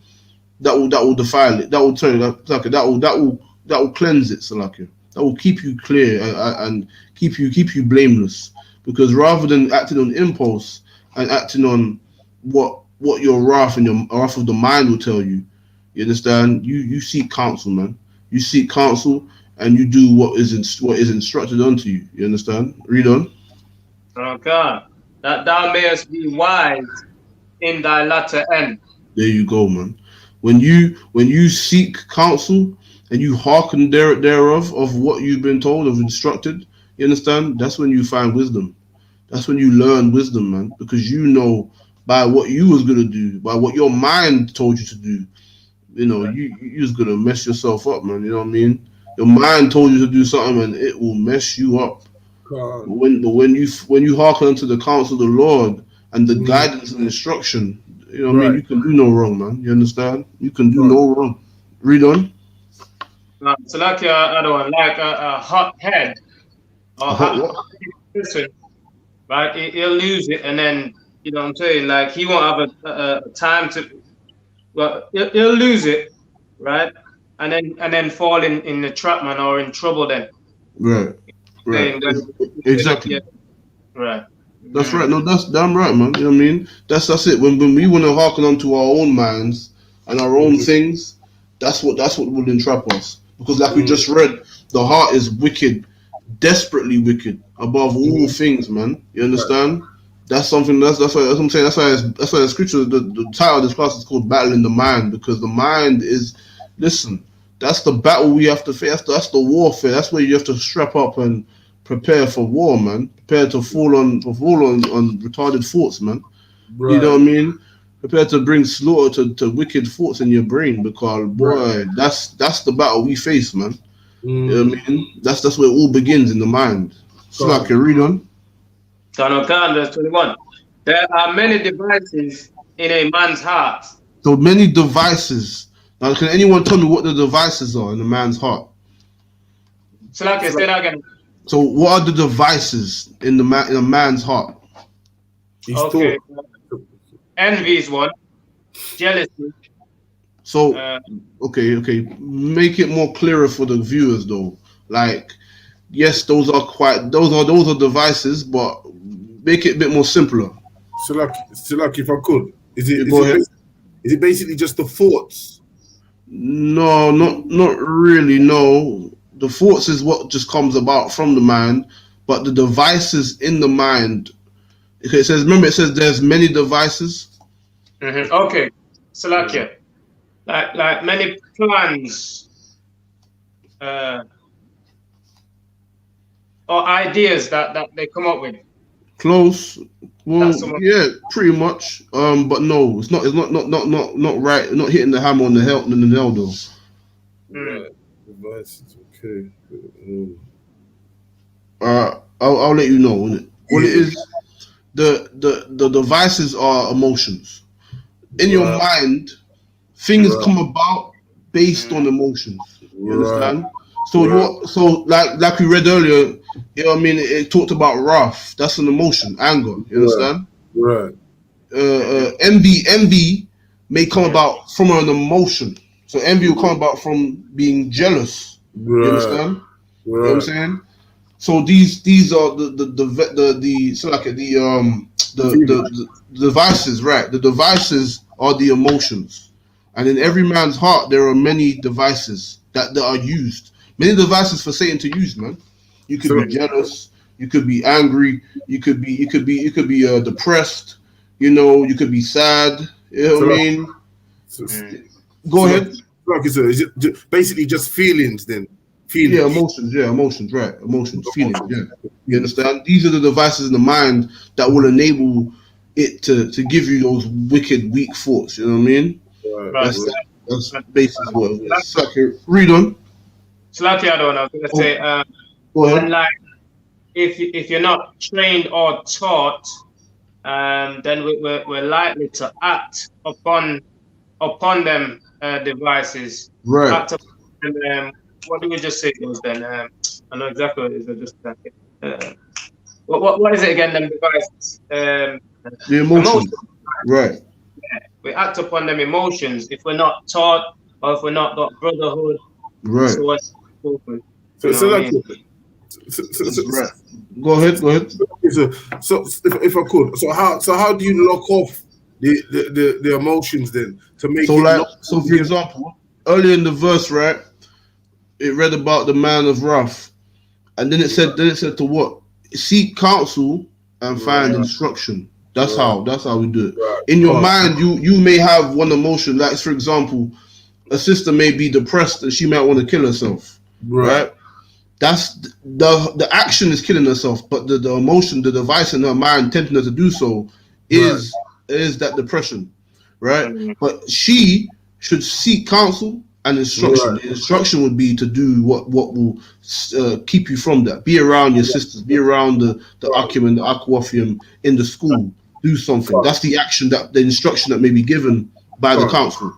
But the way is that's why the beginning of the verse it said that. You know what I'm saying? The beginning of the verse it kind of cut it up. So you know what I mean? That's why you seek counsel and then you find instruction. That's the way. That's the way we find and ascertain wisdom, man. Because we have a guidance system and a structure to follow. You understand? Right. Go on for that, sir. All right, no sweat. So if you don't read on here, was it to that point? Yeah, go on. I'll do 21 again. There are many devices in a man's heart. Nevertheless, the counsel of the Lord, that shall stand. There you go, man. There are many devices in a man's mind which will cause him or her to abort a baby. You understand? Or claim child support. Or kill his brother, sell drugs, take drugs, defile himself in this land of the philosophies of that is taught here, man. You understand? There are many emotions which will make him feel good and to follow on to impulse. But know this, no matter what you decide to do on your impulse, and it will destroy you. You understand? Know this, that the counsel of the Lord will stand, man. If you stand on, if you go by counsel, by the man of the Lord in UPK, and you do what the Lord has given them to you to do, and the instruction that they've given, listen, man, you will stand, man. You will be strong and solid on that day, because you would have hearkened unto the instruction that cometh from the Lord, man. You understand? That's the counsel of the Lord. The counsel of the Lord will stand. Nothing can break it. When you are blameless, the Lord will be with you, and you are impenetrable. You understand? Nothing can tear you down when you're doing what is righteous. And that's the beauty of being of YAHANNA, man. Being a son or daughter of YAHANNA is being able to be in a state of borderline invincibility. You understand? That's the borderline invincibility where we can stand and be so strong and righteous, where we don't fear for nothing, man. You understand? As long as we hearken unto the easy counsel that is given, listen, man. That's it, man. You know what I mean? That's where our wisdom is, and that's where our strength is, man. You know what I mean? Read on. Like on the Most High said, I taught you my laws and statutes and etc. You know what I mean? Like the Lord is giving us a way to guide us that we don't succumb to those devices as well. Right. Damn right. Like, if we didn't have a law saying don't be a sexual deviant, a man can't go with his auntie and a beast, all those things, then guess what would be just like these heathens. That's right. Damn right, man. You know what I mean? 100%, man. That's the reality, man. The Lord has given us a guideline, man. He's given us the deed. He gave us what it was to our forefathers that's passed down to us. He's been giving us what needs to be followed, man. All we got to do is follow orders and say, "Kana the one con," and just and take heed unto wisdom, man. You know what I mean? And apply what is being told. That's what we got to do as a people. You know what I mean? Simply follow orders. And what that does as well, it lifts our mindset up from the dunghill, from the low state. You know what I'm saying? And puts us in a higher mindset, in a more princely or priestly mindset. You know what I'm saying? It's in the earth, man. You know what I mean? Cool. That's right, man. That's 100%. All right, then. So what verse was we in? 21. Okay, yeah. Drop that, and can you get same book here? Chapter 11 and verse 14, Bob. Sure. Okay. 11, 13. 11 and 14. 14. Proverbs chapter 11, verse 14. Where no counsel is, the people fall. There you go, man. Where there is no counsel and there is no instruction and guidance, the people will just they'll fail, man. Right. You know what I mean? Just, there'll be no understanding of unity, and there'll be no understanding of being at one mind on accord and doing according to what will achieve the greater goal for everybody. They'll just do whatever they want and fall away into these little, groups that only cause further destruction within our communities, like these fake Israelites. You know what I'm saying? They have forsaken counsel, and then they have fallen. They have forsaken the counsel of the Lord. They have forsaken the law and the statutes and the instruction, and they have fallen. That's why these fake Israelite groups are such a virus in our community, because they are as the Christian church, but like 1,000 times worse, because they enact the knowledge and know the knowledge what they're supposed to do, but they have fallen away from it. You understand? And so without knowledge, this is what will come of us, man. We'll be weak like that. Those of us in the truth, in the UPK, we understand what wisdom is. We understand what knowledge is, man. and we will hearken unto it until death. You understand? Read that again, Salaki. Wherefore, no counsel, Salakia, where no counsel is, the people fall. Read on. But in the multitude of counselors, there is safety. There you go. In a multitude of counselors, there is safety, man. There is fortitude and safety in the other one, man. You understand? The Lord's appointed over us and given the authority to teach us and give us command, man. That is the safety, because we can never fall astray. If we don't know something, listen, man, I'll go ask Captain Parasha. If he don't know something, he goes to ask the Captain so and so. And if he don't know, he goes to General so and so. That's how it goes, man. You understand? That's what the wisdom has been given to us. So we have multitude of counselors in righteousness, so that we know how to move when we're doing what we're doing, man. You understand? That's how it operates, man. So like, you know, if you get me drop that, yeah, get me 1 Kings chapter 12 and verse 1, Baba Kashar. 1 Kings 12 and 1. This is just an example of how not hearkening unto the right doctrine and the right counsel will mess up the entire nation, our people, our sons, our daughters, our villages, our towns, our cities, our lands, all be divided and destroyed because of one man's vanity and simplicity to not hearken unto the righteous counsel. Is that 1 Kings like 12? You can't, verse 1. Verse 1. And Rehoboam went to Shechem, for all Israel were come to Shechem to make him king.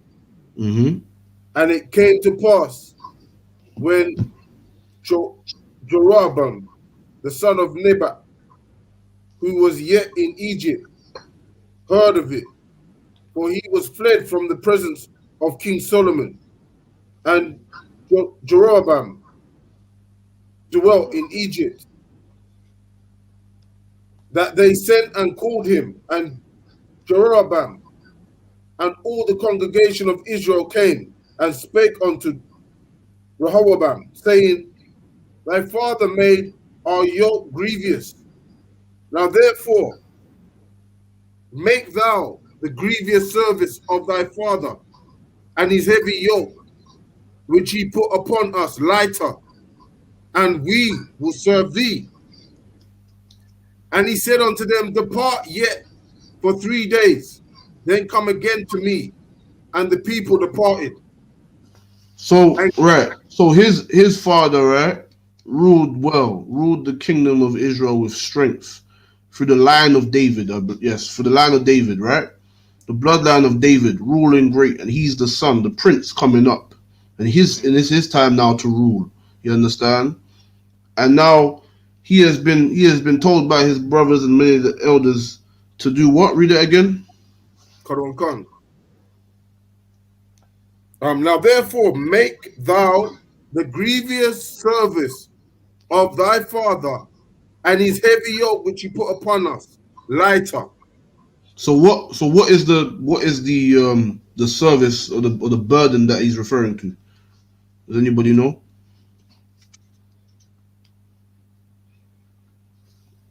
Now, just to put it in context, right? He's about to be put into power as the king in Israel, right? And his father, right, in the land of David, you understand, had heavy burdens of the people that now they're like to him, can you please release us of the burden that's so heavy upon us that your father, you know, once had upon us? Can you relieve that burden off us? As now he's about to rule, what would that burden be? Does anybody know? So just an educated guess, but I think it might be taxes he's talking about. That's right, it's taxes. 100%. So it's the taxes it's referring to. Read on. And he said unto them, Depart for 3 days, then come again to me. And the people departed. So he said to them, go away for 3 days and I'll have my decision on what you've said, basically. Read on. And King Rehoboam consulted with the old men that stood before Solomon his father, while he yet lived, and said, How do ye advise that I may answer this people? And they spake unto him, saying, If thou wilt be a servant unto this people this day, and will serve them, and answer them, and speak good words to them, then they will be thy servants forever. But he forsook the counsel of the He did old. what? He forsook the counsel of the Wait, old. one more time. Answer. He forsook the counsel of the old men. So these old men, these are the men that counseled his father, man. And his father, and they were men of renown within giving counsel unto kings. These men, this was their occupation. The counsels of men of high renown within Israel who give counsel on their wisdom and their side of things, and they help a king make his decisions in his kingdom. And he did not hearken. He forsook their counsel. Their counsel was to, relieve them, man. Lessen the taxes, man. Let the people serve you and be proud to serve you. And let their burdens be less, so that they can serve you with some joy and they can have a little bit of money in their pockets and feel good for themselves. You know what I mean? And feel better for the people. You know what I mean? Relieve them. That's what their counsel was. But he forsook that. Read on.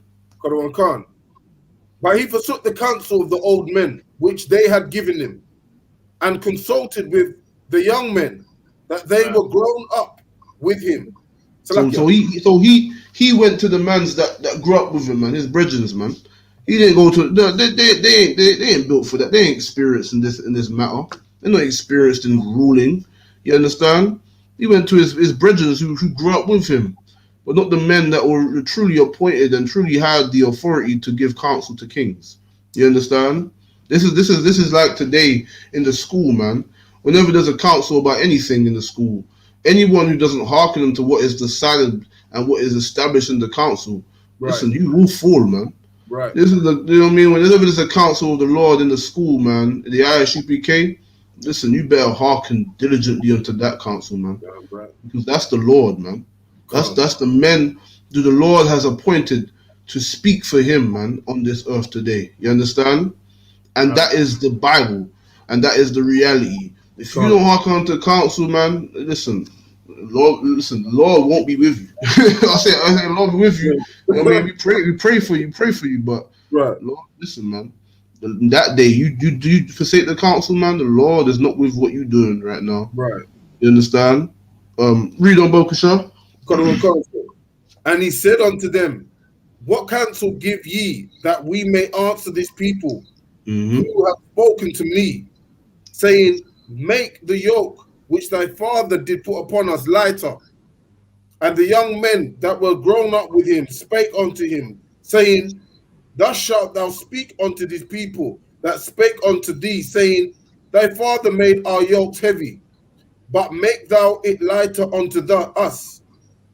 Thus shalt thou say unto them, My little finger shall be thicker than my father's loins. Boy, so yo, that's a bit deep, fam. You know what I'm saying? But that's how man was carrying on. You know what I mean? That's how his brothers were carrying on. They were saying like, listen, man, you better tell them, yeah. Listen, man, your little finger, the least that you will do will be thicker and more dense than your father's loins. You know. Listen, meaning to sum it all up, basically, is just saying that the least that he will do to them will be more than the worst that his father did unto the people, man. And so he went, you know what I mean, his friends will come with this little ego trip trying to buff him up and make him do that to abuse the people so they can put money in their pockets, more likely, you know what I mean? And that was not wisdom, man. That was their own mind. That was their wicked mind and his own wicked mind to feel that big bad man. Now he's the king. Now I can abuse my brothers and sisters. Nah, bro. That's your own wickedness in your own mind, man. You refuse to seek the counsel and the instruction of the Lord. Right. And so now you want to hearken unto your own lust, your own body. Read on, Babakasha. And now, whereas my father did laid you with a heavy yoke, I will add to your yoke. My father have chastened you with whips, but I shall chastise you with scorpions. Read. So Jehoram and all the people came to Rehoboam the third day, as the king had appointed, saying, Come to me again the third day. And the king answered the people roughly, and forsook the old men's counsel that they gave him, and spake to them after the counsel of the young men, saying, My father made your yoke heavy, and I will add to your yoke. My father also chastised you with whips, but I will chastise you with scorpions. Wherefore the king hearkened not unto the people, for the cause was from the Lord, that he might perform him his saying, which the Lord spake by Ahijah, the Shilonite. What's that? Shilonite.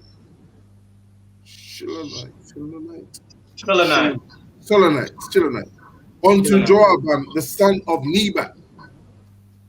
So when all Israel saw that the king hearkened not unto them, the people answered the king, saying, What portion have we in David?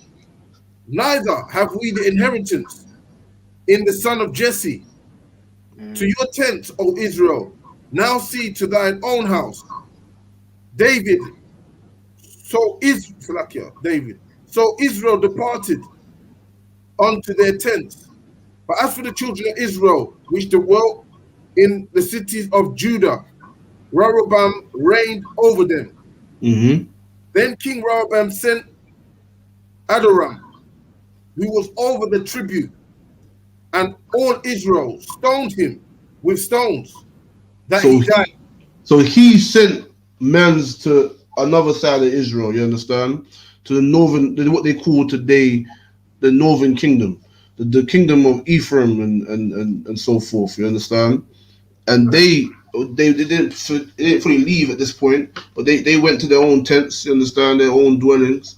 And then he sent men to go collect tax, and he was stoned, man. He was stoned. Read on. And that he died. Therefore, King Rehoboam made speed to get him up to his chariot to flee to Jerusalem. So Israel rebelled against the house of David unto this day. And it came to pass, when all Israel heard that Jeroboam was come again, that they sent and called him unto the congregation and made him king over all Israel. There was none that followed the house of David, but the tribe of Judah only.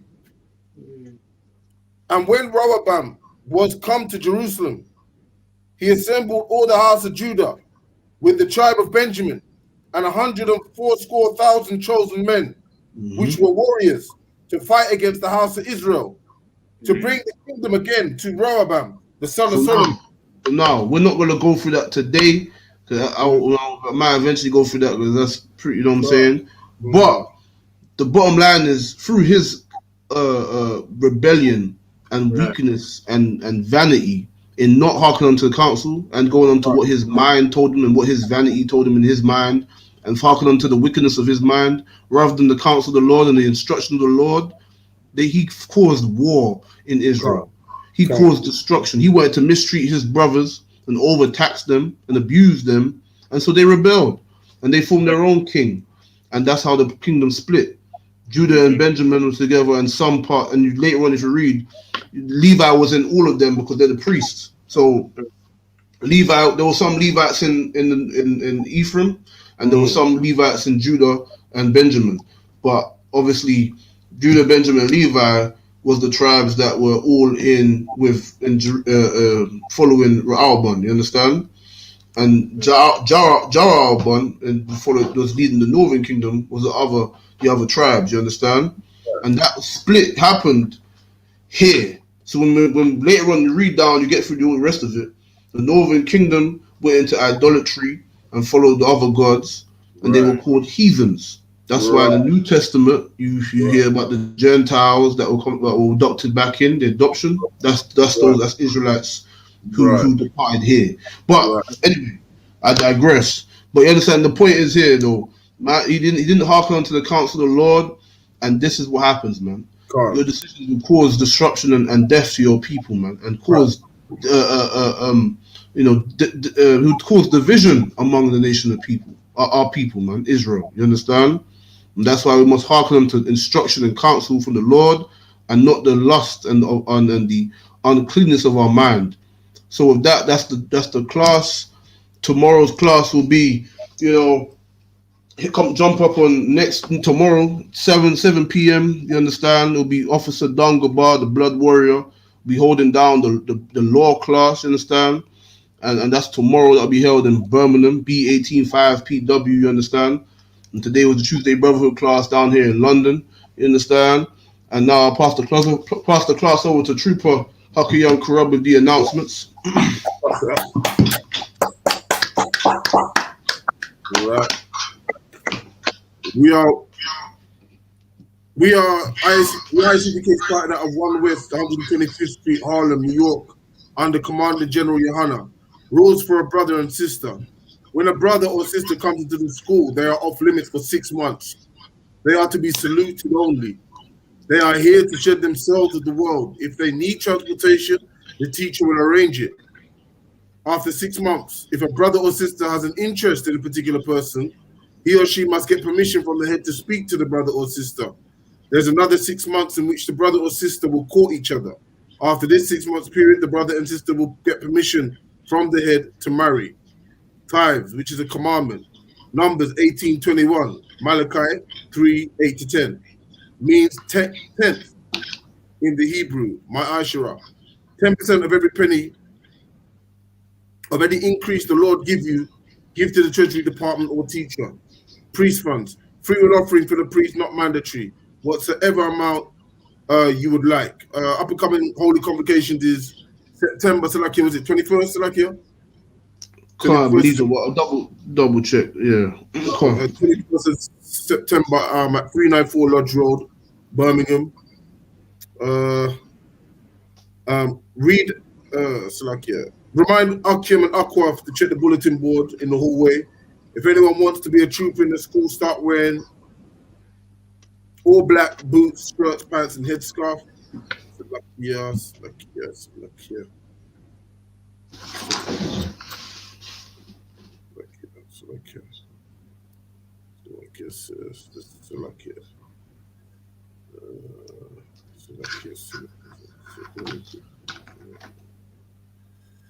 God damn.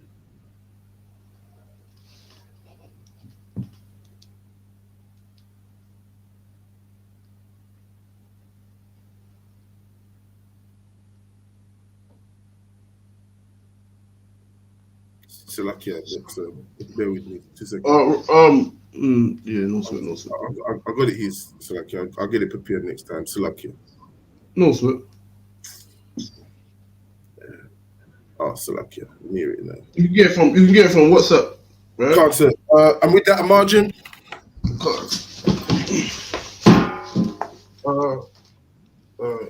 I'll say the Lord's Prayer in Hebrew.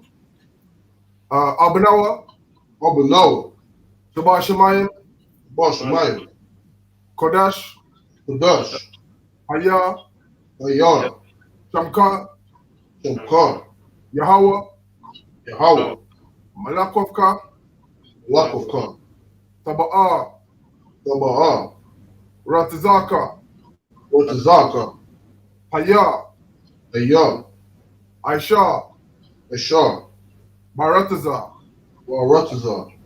Kawo, Haya, Mashamayim, Atananawa, Lakam, Kalyawam, Wasalakanawa, Kabawatanawa, Kasalakanawa, Kabawatanawa, Wala'a, Taba'ainawa, Banasayawan, One side one. Abon. Born. Hawashainawa. Oshano. Mayan. Mayan. Rai. Right. Kaya. Kaya. Laka. The car. Amalakwa. Amalakwa. Wala Allah. Wahala. Wahatapara. Wahaparaf. La'awalamium. Iwilamium. Amen. Amen. And in the English, our Father, Our Father, which art in heaven, which art in heaven, hallowed be thy name. hallowed be thy name. Thy kingdom come. Thy kingdom come. Thy will be done. Thy will be Thy done. will be done. In earth, In earth, as it is in heaven. as it is in heaven. Give us this day Give us this day our daily bread. daily bread. Our daily And forgive bread. us our debt, And forgive us our debt, as we forgive our debtors. as we forgive our debtors. And lead us not Lead us not into temptation, into temptation, but deliver us But deliver us from evil. from evil. Thine is the kingdom Thine is the kingdom and the power and the power forever, forever. and the glory glory. forever. So be it. So be it.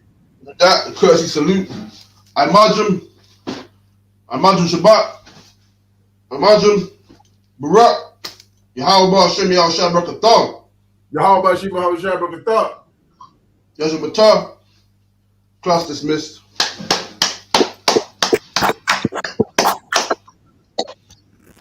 Man, Shalom, Yahweh Shem Yahshua Barakatam.